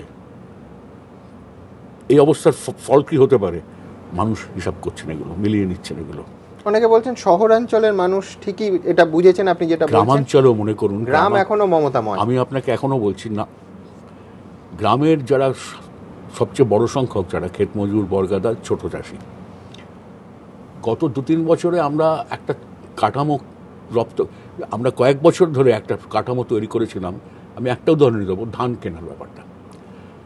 আমরা মিটিং করে করে আগে থেকে স্ট্র্যাটেজি ঠিক করতাম। এই আমনটা ওঠার সঙ্গে সঙ্গে আমরা জোর করে এফসিআইকে নামাতাম, আমরা নামতাম, আমাদের কোঅপারেটিভগুলো নামতাম, সেলফ হেল্প গ্রুপগুলোকে নামাতাম, মহিলাদের। ধান কৃষকের কাছ থেকে ডাইরেক্টলি কিনতে হবে এবং মিনিমাম সাপোর্ট প্রাইস যেটা দিতে হবে। 1 বছরের মধ্যে সেই কাঠামোটা ভেঙে গেল। কী করে? একদম ভেঙে গেছে। গরুর গাড়ি করে ধান নিয়ে ঘুরে বেড়াচ্ছে কৃষক, কেনার লোক নেই। তারপরে ফিরে এসে বাধ্য হচ্ছে আপনার ডিস্ট্রেস সেল, দাম পাচ্ছে না। 1250 টাকা পাওয়ার কথা 800-900 ধান বিক্রি করতে হচ্ছে ব্যাপকভাবে। বর্ধমানে, হুগলিতে, মুর্শিদাবাদ, মেদিনীপুর, এই মানুষের অভিজ্ঞতা নেই। আরে বাবু, কি ছিল আর কি হলো? ধানটা বিক্রি করতে পারলাম না, দামই পেলাম না। আমাদের সময় কৃষক ঋণ নিত এবং মহাজনের ঋণও নিত, কোনো উপায় ছিল না। আমরা সব জায়গায় পৌঁছতে পারিনি কৃষকের ঋণ দিতে, কিন্তু ধানটা উঠলে ধানটা বিক্রি করে ঋণটা শোধ করত। এখন ধানটা বিক্রি করতে পারছে না বা দাম পাচ্ছে না, আত্মহত্যা হচ্ছে। মাননীয় মুখ্যমন্ত্রী বলেছেন যে অন্তত 10 বছর মুখে লিউকোপ্লাস দিয়ে আপনাদের বসে থাকা উচিত। 20 মাস যেতে না যেতে আপনারা বিরোধিতা একেবারে সোচ্চার হয়েছেন। আপনারা টকেটিভ না লিউকোপ্লাস্টে আঠা কম ছিল? যারা 35 বছর কিছু করেননি তাদের কাছে আমার আহ্বান থাকবে, 10 বছর মুখের লিউকোপ্লাস্টার লাগিয়ে বসে থাকুন। করেননি, চেষ্টা করেননি। আমি শুধু বলছি সেই হিসাবেই আমাদের যে কোনো একটা বছরের সঙ্গে, মনে করুন ধরুন 78-79, চলে আসুন 92-93, বা আরও চলে আসুন 2009, 2007-08, যে কোনো একটা বছর। একটা বছরে আমাদের টোটাল কাজ, ওনার একটা বছরের কী কাজ, হিসাব করুন। যে কোনো হিসাব করুন, যে কোনো লোককে দিয়ে, এজেন্সিকে। এসে ওনার গুছিয়ে নিতে একটু সময় লাগছে। উনি বলছেন আপনারা যা করে গেছেন। আরে দায়ভার সবারই থাকে। ওই ধার নিয়ে আমরা তো ধারের হিসাবের মধ্যে দাঁড়িয়েই চালিয়েছি সব। কিন্তু আমার নেই কিছু, কথাটা হচ্ছে কি চাই, কি করতে হবে। একবার বলছেন নেই কিছু, একবার বলছেন 90 ভাগ কাজ হয়ে গেছে। 90 ভাগ আমার শুনে এক সময় অবাক লাগে। এই যে 90 ভাগ কাজ হয়ে গেছে বলছেন, তার মানে সরকারের ঠিক কি কাজ ধারণা নেই। আমি আপনাকে বলি, আজকেই বলেছেন, একদিকে বলছেন 90 ভাগ কাজ হয়ে গেছে, পাশাপাশি বলছেন সংখ্যালঘুদের জন্য সাচার কমিটির যে সুপারিশ তার 99 ভাগ কাজ হয়ে গেছে। নিজেই ভয় পেয়ে গেছিলাম, এগুলো বলেছি করতে পারবো তো, মানে একটু এক্সপেকটেশন বেশি নিয়ে বলেছিলাম। তো আমি একদিন ম্যানিফেস্টো খুললাম, আমি দেখলাম কি কি বলেছি লোকের কাছে। তো দেখছি লোকের কাছে বলেছি তার তো 99% হয়ে গেছে। তো আগামী 3 বছর আমি কি করবো? মুসলিম যারা, তাদের 94% ঢুকে গেছে এবং এক্ষেত্রে 12-13% রিজার্ভেশন অলরেডি হয়ে গেছে। কমিটির সুপারিশও না, সবাই কিন্তু স্টেট অফ অ্যাফেয়ার্স মাইনরিটির কী অবস্থায় হয়ে আছে এটার বর্ণনা। রঙ্গনাথ কমিশনের রিপোর্টের ভিত্তিতে রেকমেন্ডেশনসগুলো মূলত আছে, অ্যাকশন টেকেন রিপোর্ট। সেইটার ওপর আমি তো একটা কাজ করে এসেছিলাম। আর কিছু না পারি, রাইটার্সে যদি 100টা লোক ঢোকে, 10টা মুসলমান ছেলে ঢুকবে। সেটা বন্ধ হয়ে গেল কেন? বন্ধ হয়ে গেছে। সেটা এই করছি সেই করছি বলে কিছুই করছি না। আর এই যে কথাগুলো জানেন, কথাগুলো খুব খারাপ। মুসলমান ছেলে মেয়েদের আসল সমস্যা কি? শিক্ষা, কাজ, এবং তার ভিত্তিতে একটা সমতার, একটা লেভেল প্লেইং গ্রাউন্ড যাকে বলে, একটা সমান জমি চাই অন্যদের সঙ্গে। এই তো মাইনরিটির সমস্যা। উনি বলছেন সেই জন্যই আরো বৃহত্তর মুসলমান অন্য গোষ্ঠীকেও এর মধ্যে ঢুকিয়ে দেওয়া হয়েছে এই সংরক্ষণের আওতায়। অন্যদের ঢোকাতে গিয়ে তো মুসলমানরাই বাদ চলে গেছে। না, মুসলমানদের জনগোষ্ঠী আরো বিভিন্ন ভিন্নতর জনগোষ্ঠীকে উনি এর মধ্যে, অর্ডারটা তো কিছু দাঁড়ায়নি। আমি যে করে এসেছিলাম উনি বলেছিলেন আরো বাড়িয়ে দেবো, কিন্তু অর্ডারটা ফাইনালি কি হলো? কিছুই হয়নি। এইখানটা আমি বলছি যে একসময় বলে যাচ্ছেন 10,000 মাদ্রাসা। কি 10,000 মাদ্রাসা? কোথায় 10,000 মাদ্রাসা আমাদের রাজ্যে যে নতুন করে দিয়েছেন? আসল কথাটা হচ্ছে কিচ্ছু না। ফাইনালি হলো পুরোহিতদের ভাতা, এই ইমামদের ভাতা। আচ্ছা, মনে করুন চিরকাল তো আমাদের মসজিদ চলেছে, মন্দির চলেছে, গির্জা চলেছে, ধর্মপ্রাণ মানুষের তাদের নিজেদের দানে। তো হঠাৎ এই দায়িত্ব সরকার নিতে গেলেন কেন? নিতে গেছেন বলেই তো বিজেপি আজকে মাথা তুলছে। এই রাজ্যে বিজেপিকে আবার খানিকটা জমি ছেড়ে দেওয়া হচ্ছে এইসব কাজ করতে গিয়ে।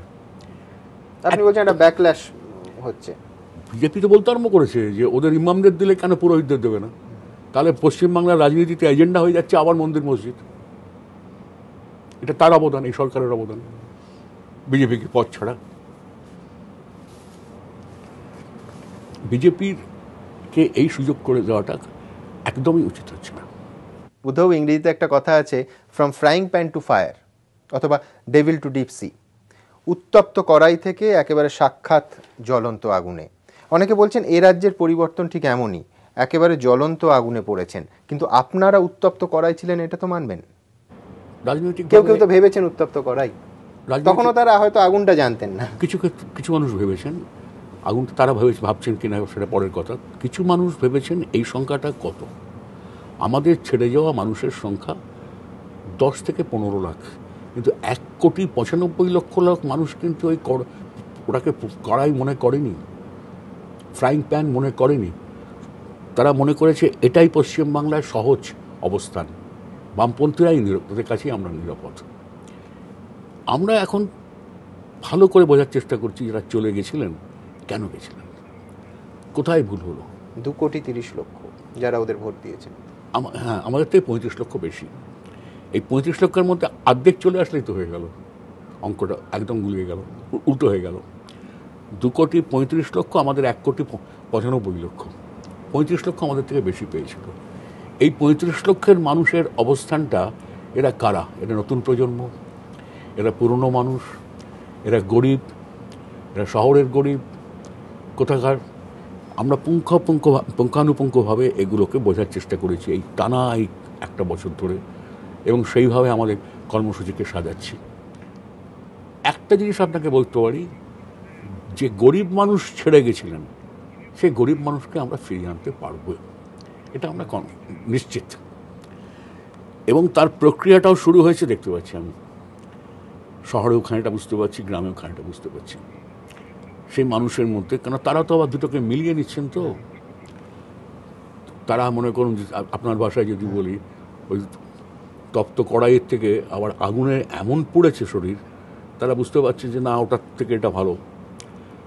হয়তো সবাই সে সিদ্ধান্ত করতে পারছেন না। মানে আগুন থেকে আবার তপ্ত কড়াই ফিরতে হবে না তো, কড়াই ঠান্ডা হবে তো। কড়াই, সেটা তো আমাদের দায়িত্ব, কড়াইকে ঠান্ডা করতেই হবে, কারণ মানুষ তো লাভ দিয়েছিল, এটা ঘটনা। সুতরাং কড়াইকে শান্ত করতে হবে যাতে ওই ভুল আর না হয় আমাদের। আমরা ভুলগুলো অনেকগুলো ক্ষেত্রে আমরা দেখেছিলাম সরকারে কি হয়েছে। কি ভুল, কোন কোন ক্ষেত্রে আপনার অনুতপ্ত বলে মনে হচ্ছে? আমরা বললাম যেটা শিল্পায়নের ক্ষেত্রে, অন্তত 2-1টি ক্ষেত্রে আমাদের আরও সতর্ক হওয়া উচিত ছিল, সচেতন হওয়া উচিত ছিল। যেমন জমিতে হাত না দিয়েও এমন একটা প্রচার হয়ে গেল নন্দীগ্রামে, তো ভাবা যায় না। তার মানে জমিটা, ক্ষেত্রটা প্রস্তুত ছিল আমাদের বিরুদ্ধে। তো আরও যে অভিযোগ, ঔদ্ধত্য, দুর্নীতি, সেটা একটা দিক, সরকারের দিকে একটা বললাম আমি। মূলত জমিকে কেন্দ্র করে মানুষের মধ্যে থেকে একটা বিচ্ছিন্নতা। পার্টিতে আমরা কিছু ট্রেন্ড, প্রবণতা আমরা চিহ্নিত করেছিলাম। সেটা হচ্ছে সাধারণ নাগরিক জীবনে অবাঞ্ছিত হস্তক্ষেপ, মাতব্বরি, এইগুলো আমরা এক এক করে এলাকা ধরে, অঞ্চল ধরে আলোচনা করে ঠিক করেছি এই সব মাতব্বরি, এই সব অবাঞ্ছিত জিনিস একদম বন্ধ করতে হবে। মানুষ এসব একদম চান না। সব কিছুর ক্ষেত্রে, সব কিছু প্রতিষ্ঠানের মধ্যে সিপিএম হাত বাড়াচ্ছে, এ হতে পারে না, বন্ধ করতে হবে। সেইগুলো আমরা শোধাচ্ছি, অনেকটা পেরেছি। এখন ক্ষমতা থেকে সরে গিয়ে এই যে বেনজল বলছেন, এই মানসিকতা, ক্ষমতা থেকে সরে গিয়ে তো সেটা সুবিধা হওয়ার কথা, যে যারা ক্ষমতার কাছে, সুবিধের কাছে, রাজনৈতিক সুবিধের জন্য থাকে, নানা লাভের জন্য থাকে, তারা ক্ষমতায় পার্টি না থাকলে এমনিই সরে যায়। ওটাই তো, কিছু সরে গেছে কিন্তু কিছু এখনো সরেনি। তাই জন্য আমাদের সেগুলোকে প্রত্যেকটা জেলা ধরে, অঞ্চল ধরে ব্যবস্থা নিতে হচ্ছে।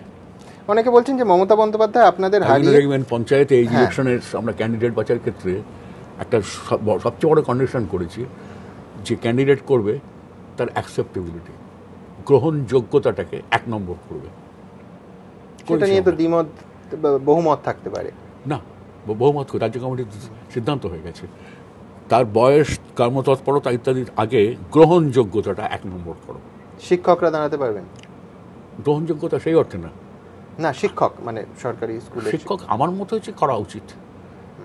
শিক্ষক মানেই যে ক্লাস করবে না আর গিয়ে পঞ্চায়েতে বসে থাকবে তা তো না, কিন্তু একদম প্রাইমারি স্কুল ইত্যাদি একদম বাতিল করে দেওয়া ঠিক হবে না। শেষ পর্যন্ত কি জানাই দিই, অনেকে বলছিলাম সেটা হচ্ছে গ্রহণযোগ্যতাটা মানে তার মানুষের কাছে তার ভাবমূর্তিটা কি। ভাবমূর্তিটা যদি খারাপ হয় তাকে ক্যান্ডিডেট করবে না, দেবে না তাকে। কিন্তু ধরুন এই যে ভাবমূর্তিটা কেমন, তার গ্রহণযোগ্যতা কেমন, সেটা কে ঠিক করবে? সেই তো লোকাল কমিটি, জোনাল কমিটি ঠিক করবে। সেখানে যদি গন্ডগোল থাকে, আমরা খবর ওপর থেকেও খবর যথেষ্ট আসে এবং সব কিছুটাকে পাল্টে দিয়ে লোকাল কমিটি একটা অন্য মত দিয়ে দিতে পারে। তারা হয়তো বলে যে কেউ কেউ এটা মনে করে, কেউ কেউ এটা মনে করে না। 50 থেকে 60,000 প্রার্থী স্ক্যানিং করতে পারবেন? আমরা তো সব স্টেট কমিটি করবে না, মেজরিটি জেলা কমিটি করবে। জেলা কমিটির তলায় আমাদের জোন কমিটির ওপর বিশ্বাস রাখতে হবে, আস্থা রাখতে হবে। ধরুন আমরা 100% করতে পারবো না, কিন্তু আইডিয়াটা যখন দেওয়া হয়েছে মূলত পারবো। কিন্তু সিপিএমেও তো জেলাতেও প্রচুর গোষ্ঠী আছে, এটা মানবেন না? সেই গোষ্ঠী, ওইটা বললাম, ওইগুলো ধরে নিয়ে প্লাস মাইনাস করে শেষ পর্যন্ত তাহলে কী দাঁড়াবে? 100% পারবো না, কিন্তু একটা বড় অংশের ক্যান্ডিডেটকে আমরা পারবো। অনেকে বলছেন যে মমতা বন্দ্যোপাধ্যায় সরকার থেকে সিপিএম পার্টিকে সরিয়ে আখেরে উপকার করেছেন, তার কারণ শুদ্ধিকরণের একটা প্রক্রিয়া যেটা সরকারে থাকার সময় সম্ভব ছিল না, সেটা এখন সম্ভব করেছেন। লক্ষণ শেঠ কিংবা অমিতাভ নন্দী তারা রাজ্য কমিটি থেকে সরে গেছেন, তাদের সরিয়ে দিয়েছেন। অনেকে বলছেন আপনি দিয়েছেন। সুশান্ত ঘোষ রাজ্য কমিটিতে ঢুকতে পারেননি। অনিল বসু দল থেকে বহিষ্কৃত হয়েছেন। এই সমস্তগুলো সরকারে থাকার ক্ষেত্রে করা যায়নি, কোথাও একটা সরকারে থাকলে কম্প্রোমাইজ করতে হয়।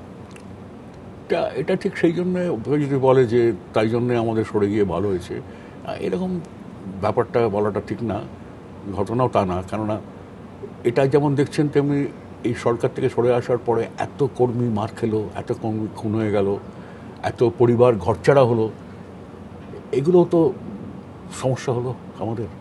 এবং সমস্যা হলো মানে হচ্ছে, এখনও হচ্ছে। এখনও কয়েক হাজার ফ্যামিলি বাড়ি ফিরতে পারেনি।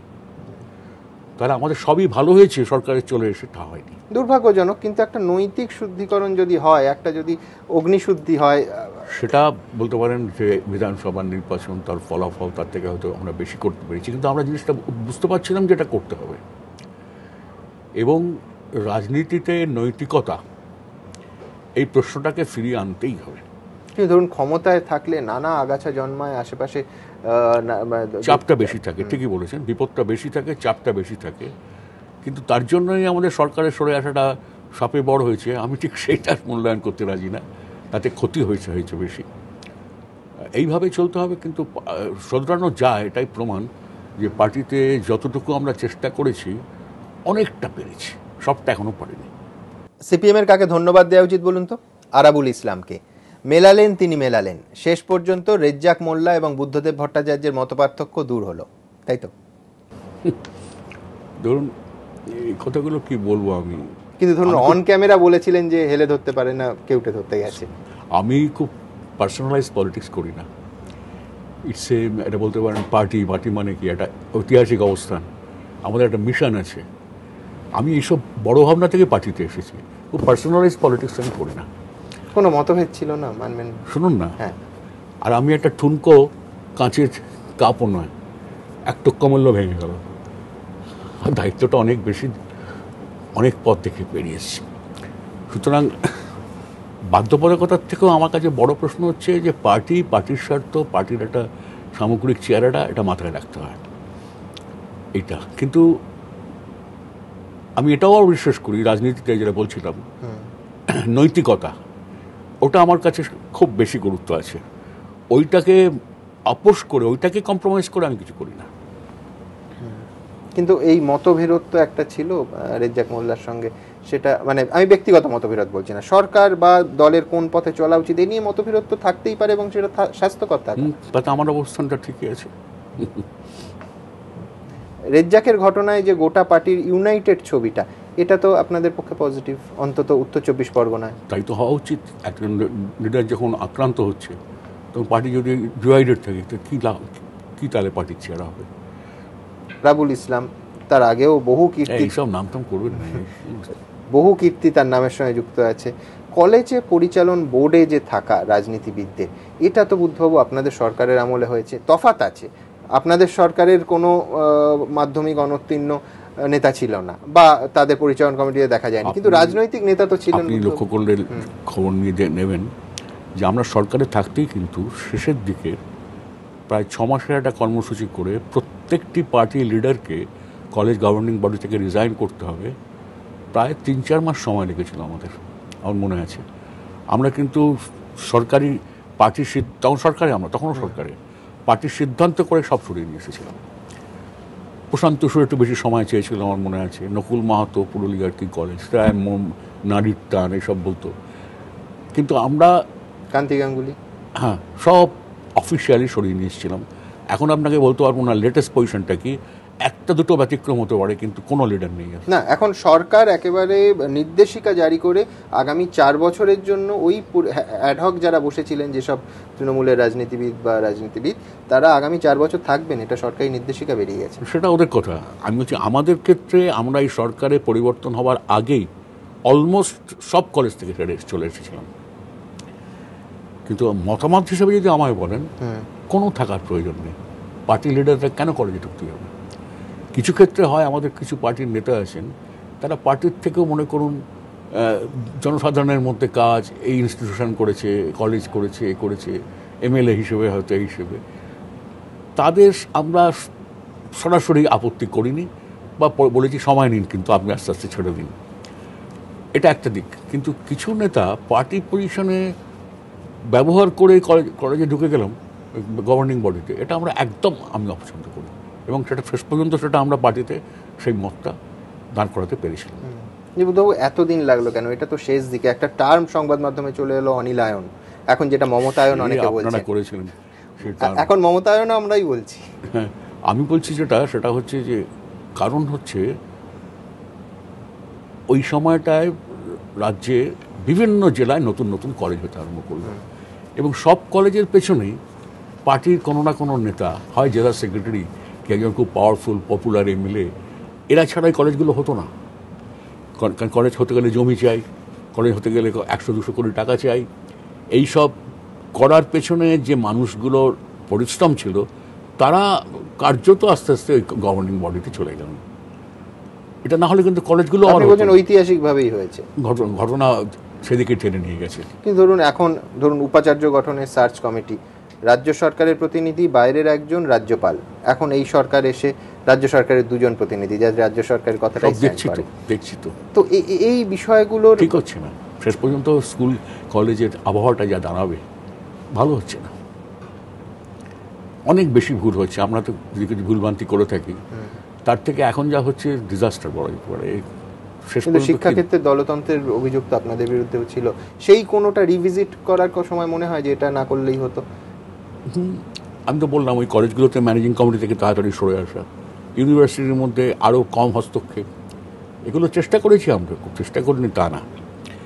কিন্তু দলতন্ত্র বলতে আপনি যেটা বলছেন, আমি একটা কথা কিন্তু হামলি আমি বলতে পারি, আমি বিনয়ের সঙ্গে বলতে পারি, সরকারি প্রতিষ্ঠানে, সাংস্কৃতিক প্রতিষ্ঠানে কিছু অভিযোগ যে করা হয়, একদম কোনো ভিত্তি নেই।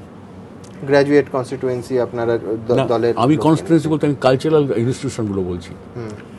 এইখানে বলা হচ্ছে নাকি দলতন্ত্র করা হয়েছে, তাই নাকি? আমার নন্দনের চেয়ারম্যান সত্যজিৎ রায়, বাংলা একাডেমির চেয়ারম্যান অন্নদাশঙ্কর রায়, অন্নদাশঙ্কর রায় থেকে নীরেন চক্রবর্তী, সত্যজিৎ রায় থেকে তরুণ মজুমদার, চিন্তামণি কর আমার চিত্রকলা পর্ষদের চেয়ারম্যান। আপনি কি বলছেন? আমি সংস্কৃতির প্রত্যেকটা ইনস্টিটিউশনকে একটা সর্বোচ্চ জায়গায় রাখতে পেরেছিলাম। কোনটা বেশি মিস করেন, নন্দন না মহাকরণ? মিস করা বলতে কিছু সেকে অর্থে নেই। তাহলেও নন্দন, সংস্কৃতি, একাডেমি চত্বর আপনার দৈনন্দিন যাওয়ার জায়গা ছিল, সেটা একটা অভ্যেস পাল্টেছি। মূল কথাটা তো হচ্ছে যে আমি মূলত একটা রাজনীতির লোক। রাজনীতি করতে হলে মানুষের কাছে যাওয়াটাই সবচেয়ে আগে। সেইখানটা যদি আমি আটকে যাই, তাহলে সবচেয়ে বড় সমস্যা। সাইটাসে নেই, নন্দনে নেই। এখানেই পরের প্রশ্নটা আসে যে যে অবস্থায় এই সংস্থাগুলো আছে, সেটা বাংলা একাডেমি বলুন, নন্দন বলুন, অন্যান্য সাংস্কৃতিক অংশ বলুন, সেই বিষয়ে খোঁজখবর নেন, সেটা আপনাকে ভাবায়? খোঁজখবর নিয়ে, এবং যেটা আপনাকে বলছিলাম, এটা অন্য ক্ষেত্রেও দেখছি যে 5 বছর পর এই রাজ্যের শিল্প চেহারাটা কি দাঁড়াবে, যেমন ভয় লাগছে। এতটুকু আনন্দিত নই যে গভর্নমেন্ট পারফর্ম করতে পারছে না, কিন্তু পশ্চিমবাংলার কি হবে এটা ভেবে। তেমনি আপনাকে আমি বলছি যে ওই পাড়াটায় আমাদের নন্দন, বাংলা একাডেমি, নাট্য একাডেমি সমস্ত হাঁটু গেড়ে পড়েছে। একদম অবস্থা খারাপ, কিচ্ছু হচ্ছে না। ওই দপ্তরের কাজ হয়েছে শুধু এখন কাগজে বিজ্ঞাপন দেওয়া। ওরা সবাইকে না, যারা যারা বিজ্ঞাপন তাদের পছন্দ তাদের বিজ্ঞাপন দেন। এই ছাড়া সংস্কৃতির জগতে যে কার্যকলাপগুলো শুরু হয়েছিল, অন্ধকার, কিচ্ছু হচ্ছে না। কেন এতগুলো কমিটি হচ্ছে, 100-র ওপর বেশি কমিটি, এবং আমি সেই কমিটির বেশিরভাগ লোককে চিনি না, যাদের চিনি তাদের কাছেই শুনছি, কিচ্ছু হচ্ছে না। মুখ্যমন্ত্রী এখন বলছেন যে চারুশিল্প আর শিল্পের ভেতরে তফাৎই উনি দেখছেন না। আপনি তো সংস্কৃতি জগৎকে এত ভালোবেসেছেন, কাছ থেকে দেখেছেন, চারুশিল্প আর বড় শিল্পের মধ্যে তফাৎ না করতে পারাটা তো চারুশিল্পের উত্থান। এটা আমাদের দুর্ভাগ্য বলতে পারেন রাজ্যের। যিনি রাজ্যের মাথায় বসে আছেন তিনি যদি, দুটোই ইন্ডাস্ট্রি, তো দুটোই আপনার দুটোকে যদি মেলাতে চাইছেন, আমরা দুটোই বাংলায় বলি শিল্পকলা এবং শিল্প ইন্ডাস্ট্রি। দুটোকে মেলাতে গেলে কোনোটাই তো মানে বোঝেননি, বোঝা যাচ্ছে কোনোটাই বোঝেননি, দুটোই বোঝেননি। আর তার থেকেও সেটাকে রক্ষা করার জন্য আবার বলা হচ্ছে কেন ওখানে কর্মসংস্থান হয়। শিল্প মেলা উৎসবে নাকি মানুষ গিয়ে বাদাম ভাজা বিক্রি করে, মুড়ি বিক্রি করে, তাতে কর্মসংস্থান হয়। এই কোনো একটা কাগজে লিখেছিল, ইংরেজি কাগজে, যে কেইনসের নতুন তত্ত্ব আমরা পাচ্ছি। সেই না জানেন আপনার 1929-30 ঠিক যুদ্ধের আগে বিশ্বব্যাপী মন্দা, সে সময় কেইনসের তত্ত্ব ইউরোপকে, আমেরিকাকে একটা পথ দেখিয়েছিল, কীভাবে মন্দা কাটিয়ে ওঠা যায়, কীভাবে কাজ সৃষ্টি করা যায় এবং সরকারকে ইন্টারভেন করতে হয়। Classical theory. এখন তার সঙ্গে তুলনা করতে পারেন মুড়ি বিক্রি করে, বাদাম বিক্রি করে অর্থনীতি চাঙা করা যাবে। দুর্ভাগ্য আমাদের, এটা শুনতে হচ্ছে সব বছর। এই মুহূর্তে সিপিএম এর মুখ কে? সূর্যকান্ত মিশ্র না বুদ্ধদেব ভট্টাচার্য? দেখুন, আমাদের দল তো ব্যক্তির দল না। তাহলেও কোনো একটা মুখকে, কোনো একজন কাণ্ডারিকে আমাদের মুখ দেখতে পাবেন আপনি, আমাদের মুখ। ব্যক্তি নিয়ে আমরা চলি না। সাধারণ মানুষের একটা প্রশ্ন আছে যে সিপিএম বা বামফ্রন্ট যদি কোনোদিন ক্ষমতায় আসে, মুখ্যমন্ত্রী কে হবেন? বুদ্ধদেব ভট্টাচার্য না সূর্যকান্ত? এজেন্ডা না, এই মুহূর্তে হচ্ছে আমাদের মানুষের কাছে ফিরে যাওয়া। বুদ্ধবাবু, যাদবপুর আপনার পুরনো কেন্দ্র, 16,684 ভোটে আপনার পরাজয় হলো, সেটা কতটা ধাক্কা দিয়েছিল আপনাকে? আপনি তো বোধহয় নিজে ভাবতে পেরেছিলেন কি যখন নির্বাচনে লড়ছেন, বা শেষ মুহূর্তেও? সারা রাজ্যের যা ট্রেন্ড ছিল তাতে পরে মনে হয়েছে ওটা অস্বাভাবিক কিছু না। যাদব নিজের হারাটাতে নতুন করে কিছু হয় না, তবে হারলাম, এই আর কি। কিন্তু আপনি শেষ হেরেছিলেন 82-তে কাশীপুরে, তারপরে তো আপনাকে হারতে হয়নি কখনো? না, সারা রাজ্যেই তো তাহলে হারতে হয়নি। রাজ্যে যখন একটা এরকম পরিবর্তন হলো, তখন ওখানেও পরিবর্তনটা খুব অস্বাভাবিক না। মাঝে একটা কথা শোনা যাচ্ছিল যে আপনি সিদ্ধান্ত নিয়েছেন যে নির্বাচনী লড়াই ভোটে আর দাঁড়াবেন না। সেটাও সময় এখনো আসেনি। সিদ্ধান্ত নেওয়ার সময় এখনো আসেনি। আচ্ছা, এখন কাজ করে যেতে হবে, এখন মানুষকে জাগাতে হবে। গ্রামের মানুষ মাথা তুলতে চাইছে, তার পাশে পৌঁছতে হবে। এইগুলো এখন খুব জরুরি। এখন নির্বাচন আমি কি হব না, এখন ভাবার সময় নেই। নির্বাচনে যদি দাঁড়াতে হয়, কি পুরনো কেন্দ্রই বাঁচবেন? কিছুই চিন্তা করছি না। এখনো পার্টির প্রধান মুখ বুদ্ধদেব ভট্টাচার্য, নতুন কেউ নন। এটা ব্যর্থতা নয়? ঠিক না। ধরুন, একদিন তো আমাদেরই একেবারে আনকোড়া নেতারা আস্তে আস্তে এরকম করে সামনে এগিয়ে দিয়েছিল, অনেক দূরে এগিয়ে দিয়েছিল। তারপর আস্তে আস্তে বয়স হয়েছে, এটা ওটা বুঝেছি, শিখেছি। আমরাও কিন্তু আপ্রাণ চেষ্টা করছি নতুন ছেলে মেয়েদের তোলার জন্য। যার মধ্যে একটু কোয়ালিটি আছে আমরা বুঝতে পারছি তাকেই আমরা চেষ্টা করি প্রমোট করতে। সবাইকে করা যায় না, সবার মধ্যে সেই কোয়ালিটিও নেই। কিন্তু আমরা নিজেরাও ফিল করছি এত বড় পার্টি, আরও কিছু মুখ দরকার, আরও কিছু বুদ্ধিমান ছেলে এবং মেয়ে, অল্প বয়সী ছেলে মেয়ে, বুদ্ধিমতী আরও কিছু দরকার। এটা ফিল করছি, ভীষণভাবে ফিল করছি আমি।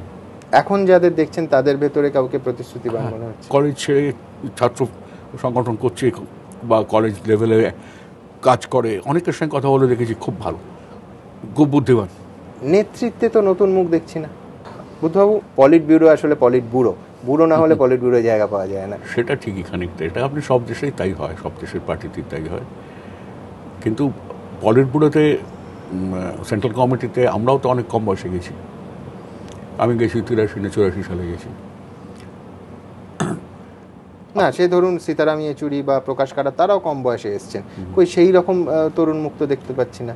মানে ধরুন সুজন চক্রবর্তী সেন্ট্রাল কমিটিতেই যেতে পারেননি, পলিট ব্যুরোতে দূরে। এটা ওইভাবে একটা আপনি পার্টির মধ্যে একটা আবার কাঠামো আছে, সেই কাঠামোটাকে খুব তাড়াতাড়ি ডিঙিয়ে যাওয়া যায় না। কিন্তু প্রয়োজনে, দলের প্রয়োজনে, সময়ের প্রয়োজনে লেভেল স্কিপ করা যায়, সেই ধরনের গুণবান, গুণসম্পন্ন কমরেড ব্যক্তি হয়। সিপিএম সেরাম দেখছেন না এই মুহূর্তে? অত তোলা হয়েছে সুজনকে, মনে করুন জেলা সেক্রেটারি, স্টেট সেক্রেটারিয়েট মেম্বার, আমি যখন বললেন, অনেককেই এইভাবে প্রমোট করা হচ্ছে। তবে আমি এটা বলছি না যে না না সব ঠিকই আছে, আর দরকার নেই, আমাদের আরও দরকার, আরও ইয়াং ছেলে দরকার, এবং তাদের আরও প্রমোট করা দরকার। আপনি এই মুহূর্তে বসে সেকেন্ড ইন কমেন্ট বলতে পারবেন যে এই পরের জেনারেশন আমার তৈরি, আমার পরে এরা নেতৃত্বের ভার গ্রহণ করতে পারবে? সে তো দেখাই যাচ্ছে। সুজনের নাম বললেন আপনি সেলিমের নাম বললেন, জানেন এরকম অন্তত 3-4 জন ছেলে আছে গভর্নমেন্টের বাইরে যারা পারবে লিডারশিপ দিতে। বুদ্ধবাবু, আমিনুল এই শহরের একজন সংখ্যালঘু কিশোর, তার সঙ্গে যেটা হলো, তার মৃত্যু হলো, আপনি পড়েছেন বোধহয় সংবাদপত্রে, সেখানে আপনার কি প্রতিক্রিয়া? দেখুন, এই বিশেষ ঘটনাতে তো প্রতিক্রিয়া তো আমার বটেই। এটা খুব খারাপ হয়েছে যেভাবে পুলিশ তাকে ট্রিট করেছে। এটা ওই বয়সী ছেলে আত্মহত্যা করতে বাধ্য হলো তো। কিন্তু আমি বলছি যে এই কমাসে আপনি দেখুন, ওই আপনি তুলনা করছিলেন না, from frying pan to fire, এই আপনি সত্যিকারের ফায়ারের চেহারাটা যদি দেখেন, তার মানে ফ্রাইং প্যানটাকে আমি কিন্তু আন্ডারমাইন করছি না, কিন্তু ফায়ারটা তো হচ্ছে সর্বাত্মক আগুন। আপনি এক্সটর্শন যদি বলেন, আগে কোনো অপরাধ হয়নি আপনাদের সময়? হ্যাঁ হয়েছে, কিন্তু এই জাতীয় এক্সটর্শন কোথাও একেবারেই হয়। অনেকে পাশাপাশি রাখছেন, রিজওয়ানুর, আমিনুল। ওটা আমি আসছি আগে। এক্সটর্শনের একটা যে চেহারা দেখেন, ক্রাইম এগেনস্ট উইমেন যে চেহারাটা, সবকটারই একটা মারাত্মক ডাইমেনশন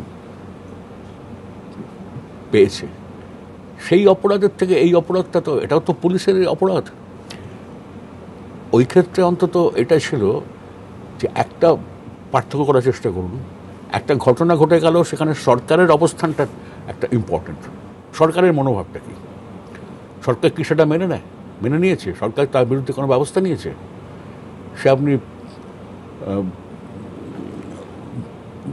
বানতলা হয়েছিল ওই সময়, তারপরে কি করলাম, তাদের সরকারের রিয়াকশনটা শুধু জ্যোতিবাবুর ওই কথাটা বলা, কিন্তু সেই লোকগুলোর বিচার হলো, শাস্তি হলো, সারা জীবন জেল কাটছে। বারাসতে ওই ছেলেটি যে মারা গেল, এখনো সেটা কোটেড হয় যে জ্যোতিবাবু বলেছিলেন, এরকম তো হয়েই থাকে। ওটাই হয়, ওটাই নিউজ হয়, কিন্তু ছেলেগুলো যে সারা জীবন জেল কাটছে এটা নিউজ হয় না। সরকারের মনোভাবটা তাই বলে যায়, সরকারের মনোভাবটা জ্যোতিবাবুর কথাটাকে কোট আনকোট, ওইটা দিয়ে সরকারের অ্যাটিটিউডটা বোঝা যায় না। বারাসতে আমি ছুটে গেলাম, ওই ছেলেটি মারা গেছিল বোনকে বাঁচাতে গিয়ে, রাজীব সব অ্যারেস্ট হয়েছে। আমি বলতে চাইছি সরকারের মনোভাবটা ভেরি ইম্পর্টেন্ট। কিন্তু আজও বারাসাতের একই রকম পরিস্থিতি। আপনি রাজীবের কথা বললেন, একই পরিস্থিতি। সেটাকেও আমি বলতে পারি যে সেটাও মনে করুন শুধু একটা গভর্নমেন্টকে দায়ী করা যায় না। সোশ্যাল ইকোনমিক কন্ডিশন, একটা বিশেষ এলাকায় আবার অন্যরকম প্রবণতা থাকে। যেটা ভেরি ইম্পর্টেন্ট সেটা হচ্ছে গভর্নমেন্টের অ্যাটিটিউডটা কী, গভর্নমেন্টের প্রতিক্রিয়াটা কী, গভর্নমেন্ট কী করছে। সেখানে যদি আমায় বলেন ওই তপ্ত কড়া আর আগুন মিলবে না, একেবারে দাউ দাউ করে আগুন জ্বলছে, কেউ জানে না আর কোথায় আগুন লাগবে। অনেকে বলছেন, বিশেষ করে বিজেপি নেতা তথাগত রায়, যে মমতা বন্দ্যোপাধ্যায় সিপিএম এর সব থেকে মেধাবী ছাত্রী। অনেক জিনিস, ধরুন রাজনৈতিক তোলাবাজি আপনাদের সময় হতো খুব সংগঠিতভাবে, এখনকার মতো এখন পুরোটাই ব্যক্তি স্বার্থে এবং দলটাই ব্যক্তিগতভাবে চলছে, সেরকম নয়, কিন্তু সেটাও তো ছিল। উনি তো ভালো ছাত্র ছিলেন, ভালো জানেন, ভালো ছাত্রছাত্রীরা মাস্টারমশাইদের ভালো গুণগুলো অনুসরণ করে সব সময়। কখনো খারাপ গুণটা জেনে ফেললেও, দেখে ফেললেও এড়িয়ে যায়। ভালো ছাত্রছাত্রীরা সবসময় মাস্টারমশাইদের ভালো গুণটাকে অনুসরণ করেন, সেটাই শিখতে চেষ্টা করেন। সেই হচ্ছে উনি ভুল বলছেন, কিন্তু ওনার বলার এজেন্ডাটা অন্য। দেখো, সিপিএমও তো দেখেছো একই ভুল, এও সেই একই ভুল ওর কাছ থেকেই শিখেছে।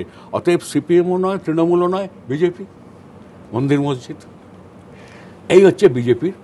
আমরা বলছি ভয়ঙ্কর এই জিনিস। এই পশ্চিমবাংলায় এই সুযোগ নিয়ে বিজেপি যেন কিছুতেই জমি বাড়াতে না পারে। তথাগত রায় বাদ দিন, কিন্তু এই যে তোলাবাজি ইত্যাদি যে অভিযোগগুলো আপনাদের সময়, এখন নিঃসন্দেহে অনেক পরিমাণে বেড়েছে, কিন্তু এর সূত্র তো আপনাদের ক্ষমতা থাকার সময় হয়েছিল। তারও আগে যান, তার 30 বছরের নিয়ন্ত্রণ পাওয়া গেল না, এটার উপর না, স্তব্ধ করা গেল না। এটা শুধু সরকারের উপর হয় না, এটা সমাজের অর্থনৈতিক কর্মকাণ্ড, টাকা পয়সা উঠছে, কাঁচা টাকা উঠছে, রিয়েল এস্টেট, ব্যবসা, প্রমোটার, এনতেন, এইগুলোকে বাদ দিয়ে শুধু সরকার দিয়ে হয় না। শুধু সরকার এটা করতে পারে না, কিন্তু ধরুন যেটা মানসিকতা, যেটা পারে তার সর্বশক্তি দিয়ে দাবিয়ে রাখতে পারে। প্রমোটাররা মাথা তুলতে পারবে না। এক্সটর্শন লাগাতার করে যাচ্ছে, একে বন্ধ করো, বেছে বেছে একে ধরো, একে আটকাও। গভর্নমেন্ট একটা শক্ত স্ট্যান্ড নিতে পারে, কিন্তু ঘটনাগুলোকে, উৎসমুখগুলোকে বন্ধ করতে পারে না। সে সোশিও ইকোনমিক কন্ডিশনস অন্য ব্যাপার সেগুলো। কুকথার অন্তহীন স্রোত। খারাপ কথা বলার যদি প্রতিযোগিতা হয়, কারা জিতবে, আপনারা না তৃণমূল কংগ্রেস? আমাদের ক্ষেত্রে যেটা হচ্ছে ভুল, আমি সেটাকে ছোট করছি না। আমারও মন খারাপ হয়ে গেছে যখন ঘটনাগুলো ঘটেছে, শুনেছি আমি। সেটা ব্যতিক্রম। বামপন্থীদের কালচার সম্পর্কে এত বড় প্রশ্ন করাটা বোধহয় ঠিক না। রাজনৈতিক সংস্কৃতি তো বটেই, সংস্কৃতির বৃহত্তর অর্থে একটা সময় ছিল, অতি সে বড় বক্তৃতা হয়ে যাবে, 40-এর দশক, 50-এর দশক, বামপন্থীরা মানেই হচ্ছে সংস্কৃতি। সংস্কৃতি আমাদের রাজ্যের সবচেয়ে সুন্দর ধারাটা হচ্ছে বামপন্থীদের তৈরি করা। সেটাই তলানিতে, সে পারফর্মিংয়ে বলুন, এতে বলুন, সাহিত্যে বলুন, আপনি পেন্টিংসে বলুন, গানে বলুন, নাটকে বলুন, সেই ধারাটিকে আমরা মূলত বহন করছি। কিছু ব্যতিক্রম হচ্ছে, ব্যতিক্রম হয়েছে, সেটাও অন্যায়, খুব অন্যায়। কিন্তু তৃণমূলের তো সেটাই ধারা, সেটাই হচ্ছে মূল ধারা, এটাই পার্থক্য। কিন্তু আমার কাছে এর থেকে উদ্বেগ, কিন্তু যেটা আমার কাছে আরো বেশি উদ্বেগ, জাস্ট বলি আপনাকে আজকে, এই লং টার্মে কি হচ্ছে ছেলে মেয়েদের। আজ যারা কলেজে পড়ছে, বুদ্ধিমান ছেলে মেয়ে পড়ছে, বই পড়ছে, কম্পিউটার ঘাঁটছে, মেইল ঘাঁটছে, নেট ঘাঁটছে, এই রাজনীতি, এদের থেকে রাজনীতি করব। আমাদের একটা অন্য স্তরের জন্তু, মানে জীব ভাবছে, তখন মাঝে মাঝে ভয় লেগে যায়, খারাপ লাগে। রাজনীতি তো এই করতে, তাহলে এলাম কী করতে? অল্প বয়সী ছেলেমেয়েরা আমাদের ঘৃণা করে। আমাদের সময় দেখেছি কংগ্রেসের নেতাদের দেখেছি, সোশ্যালিস্ট নেতাদের দেখেছি, কমিউনিস্ট নেতাদের দেখেছি, বেস্ট ছেলেমেয়েরা, মানুষরা সব তখন। আমার হেডমাস্টার মশাই ছিলেন কংগ্রেসের একজন কর্তা, তাকে আমি আজীবন শ্রদ্ধা করেছি। আমার পাড়ায় সোশ্যালিস্ট লিডারকে দেখেছি। আমরা রাজনীতি যারা করি, আমরা একটা মূল্যবোধে বিশ্বাস করি। আজকের ছেলেমেয়েরা দেখছে রাজনীতি, এই ভাষা, এই তাদের ভঙ্গি, এই তাদের কার্যকলাপ, আমাদের তো ঘৃণা করতে আরম্ভ করবে। ঘৃণা করতে আরম্ভ করলে বামপন্থীরাও বাদ যাবো না, আমাদেরও ঘৃণা করবে। তাহলে আমরা কী রেখে গেলাম রাজনীতিতে? এইটা আমাকে খুব আতঙ্কিত করে তোলে। নতুন জেনারেশনের কাছে আমাদের ভাবমূর্তি যদি না পাল্টায়, সব শেষ হয়ে যাবে। উদ্ধব, আরেকটা জিনিসও বোধহয় আমাদেরও অনেক আতঙ্কিত করে, সেটা হচ্ছে, আমি 3টে নাম বলছি একেবারে ব্যক্তিগতভাবে। সৌগত রায়, যার বক্তৃতার প্রশংসা আপনি করেছেন, জ্যোতিবাবু করেছেন। আপনাদের বামফ্রন্টের ফরওয়ার্ড ব্লকের নেতা দেবব্রত বিশ্বাস, আগে কেউ তাকে এই ভাষায় কথা বলতে শোনেননি। আপনাদের দলের নেতা আনিসুর রহমান প্রতিপক্ষে এসছেন, কখনো গলা তোলেন না।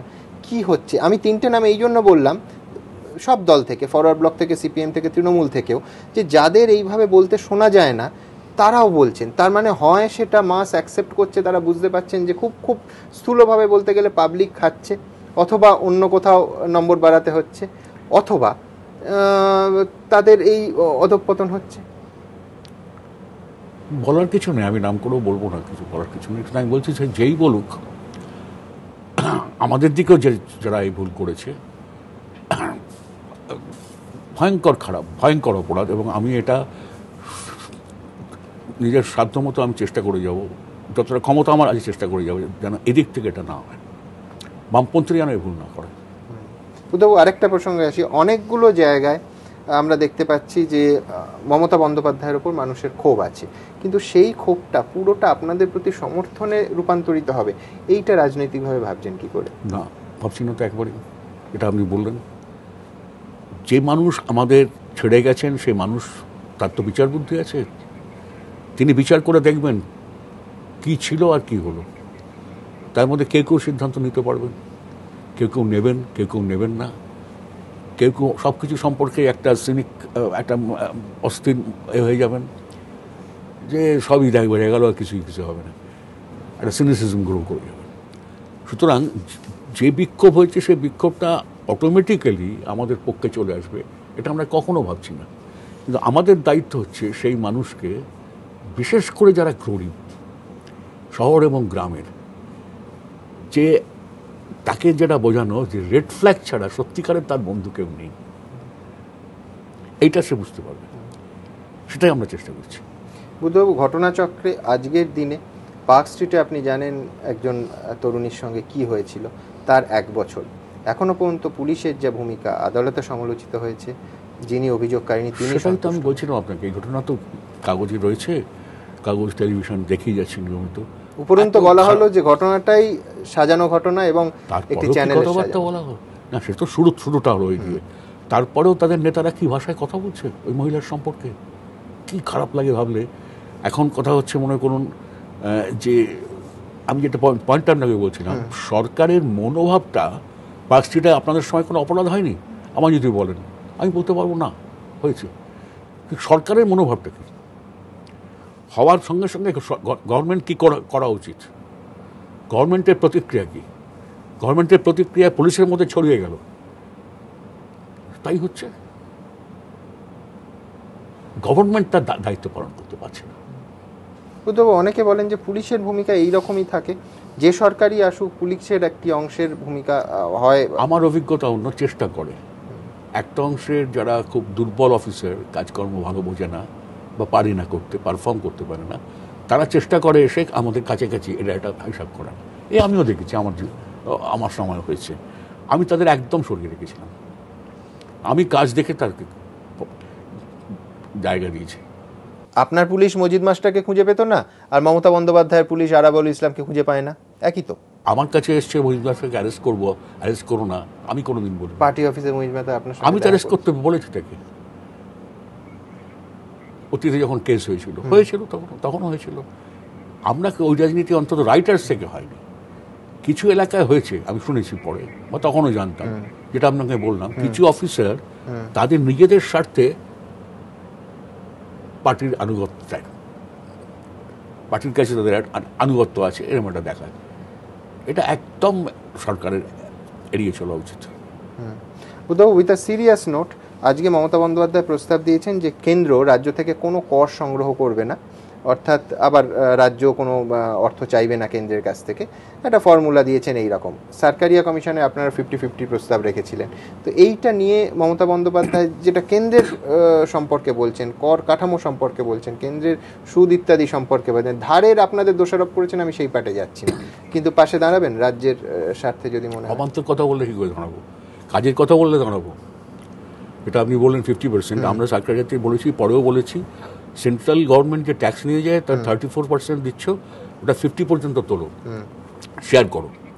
কিন্তু আমি যদি বলি আমি ইনকাম ট্যাক্স আমি নেবো, কর্পোরেট ট্যাক্স আমি নেবো, পাগলের আমি তার সঙ্গে আমি আছি নাকি? গভর্নমেন্ট অফ ইন্ডিয়া এবং স্টেট গভর্নমেন্টগুলো কী বাবদ কী কোন ট্যাক্স নেবে পরিষ্কার করে দেওয়া আছে, তার মধ্যে কেউ হাত দিতে পারে না। কিন্তু তার মধ্যে যে ফর্মুলাগুলো আছে সেই ফর্মুলাগুলোকে আমরা অনুরোধ করতে পারি একটু পাল্টাও। স্টেট গভর্নমেন্টের সঙ্গে শেয়ার করছো 34%, ওটা 50 তোলো, একটু লাভ হয় আমাদের, সেটা সব স্টেটকে নিয়েই করা যেতে পারে একসঙ্গে। কিন্তু এইখান থেকে কোনো ট্যাক্স নিতে দেবো না, এই কথাটা কোনো মানেই নেই তো। প্রশাসক বুদ্ধদেব বন্ধ বিরোধী, কিন্তু বিরোধী বুদ্ধদেব বন্ধ নিয়ে নিশ্চুপ, নাকি আপনি কষ্ট পাবেন, প্রতিবাদ করবেন? আমি নই, এই প্রশ্ন করেছেন আপনারই বন্ধু সমরেশ মজুমদার। তো আমার থেকে 1 বছরের সিনিয়র। বুদ্ধ, হ্যাঁ, তুমি তখন আর মুখ্যমন্ত্রী নও, তা আগের পরিচিতির সুবাদে তোমায় তুমি বলছি। আমি তো জানি চিরকাল তুমি গল্প উপন্যাস, বিশেষ করে প্রবন্ধের বই পড়তে ভালোবাসতে এবং লিখত। তা আগামী 21শে ফেব্রুয়ারি ভাষা দিবস, বাঙালি 4 জন যুবক 1952 সালে এই দিনতে শহীদ হয়েছিল। এটা আমাদের যেমন সেন্টিমেন্ট, তোমারও একই সেন্টিমেন্ট। তোমরা, তোমার দল সেদিনকে ভারত বন্ধ সমর্থন করছে, একটু কষ্ট হচ্ছে না তোমার? না, আমরা শুধু কষ্ট নিয়ে বসে থাকছি এটা না। আমরা দিল্লির সঙ্গে কথা বলেছি, সেন্ট্রাল ট্রেড ইউনিয়নকে সিরিয়াসলি বলেছি আপনারা ওয়েস্ট বেঙ্গল সম্পর্কে রিথিঙ্ক করুন। 21 তারিখে আমাদের রাজ্যে বন্ধ হবে না, এদিন ভাষা দিবস, আমাদের কাছে ভাষা দিবস পালন করতে দিন। সাংস্কৃতিক জগতে কি করছেন, কি পড়ছেন, কি লিখছেন? সাংস্কৃতিক জগতে আমি এই মুহূর্তে একটা খুব পুরনো আমলের একটা ঔপন্যাসিকের একটা উপন্যাস জোগাড় করেছি। রূপাকে বললাম, ওরা খুঁজে ঠিক বার করে নিচ্ছে। নামটা মনে পড়লো, পড়তে ইচ্ছে করলো। সেটিং সান বলে একটা জাপানিজ নভেল, ওসামু দাজাই, আচ্ছা, রাইটার হু কমিটেড সুইসাইড, এবং লেখা নায়কও তাই। এইটা আমার কলেজ লাইফে পড়া, আবার পড়তে ইচ্ছে করছিল, কিছুতেই খুঁজে পেলাম না বইটা, তাই রূপাকে বললাম, ওরা দিয়ে গেল। আর চায়নার কিছু বই আছে, সেটা আমার একই সঙ্গে থাকে, দুরকম শরীর মানুষের অবস্থা বুঝে আমি পড়ি। চায়নার ওপর 2টো বই আছে এখন, ইন্ডিয়া অ্যান্ড চায়না, রাঘব বাহাল পড়েছেন বোধ হয়, কম্পারেটিভ স্ট্রেংথ অ্যান্ড উইকনেস, আর হোয়াট চাইনিজ ওয়ান্ট বলে একটা বই। চাইনিজ ইকোনমির লেটেস্ট চেহারাটা বোঝা যায়, প্রবলেমগুলো বোঝা যায় ইত্যাদি। ওসামু দাজাই যেটা পড়ছি ভালো লাগে। ধরুন, ওসামু দাজাই আমার পরিচয় হয় নামটা, তখন কলেজে পড়িস, দেশের শক্তিতে একটা কবিতা লিখল, অস্তগামী সূর্য দূরে, হৃদয় মরে হৃদয় পুড়ে, ওসামু দাজাই। আমি সত্যি তো এটা কি ওসামু, এটা কি নামটা, এটা কি, কে? বলতো তোমায় পড়াবো। আর পড়ায় না দেয় না। তারপরে জোগাড় করে পড়লাম, দারুণ উপন্যাস। সেই কবিতাটার লাইনটাও মনে আছে এখনো, দেশে বেরিয়েছিল তাও মনে আছে, ওসামু দাজাই। সেই উপন্যাসটা কাল রাত্রির থেকে একটু ঘাঁটছি আবার। এটা কি দলের অস্তগামী সূর্যকে আবার তোলার প্রক্রিয়ার পার্ট? না, এটা হচ্ছে যুদ্ধের একটা বই পড়ছিলাম সেকেন্ড ওয়ার্ল্ড ওয়ারে। জাপানের হারার পর থেকেই সুইসাইডটা ওদের একটা জাতীয় প্রবণতা হয়ে গেছিল, সেইটা দেখছিলাম। প্রচুর গবেষণা হয়েছে। হ্যাঁ, গবেষণা। হারিকিরিটা এই নৌপন্যাসিকও ঠিক যুদ্ধ ফেরত আপনার আত্মহত্যা করলো। লাস্ট চিঠিটা বোনকে লেখা। নভেলিস্ট তো তাই, নায়কও তাই, সাংঘাতিক ব্যাপার। তাই জন্য ওইটা পড়তে ইচ্ছে করলো আরেকবার। সেকেন্ড ওয়ার্ল্ড ওয়ারের ইতিহাসটা আমার কাছে একটা অবসেশন, আমি ভীষণভাবে পড়ি। সমস্ত দিকে যা বই আছে, ফ্যাসিজম অ্যান্ড ওয়ার। বুদ্ধবাবু, অনেক ধন্যবাদ আপনাকে স্টুডিওতে আসার জন্য।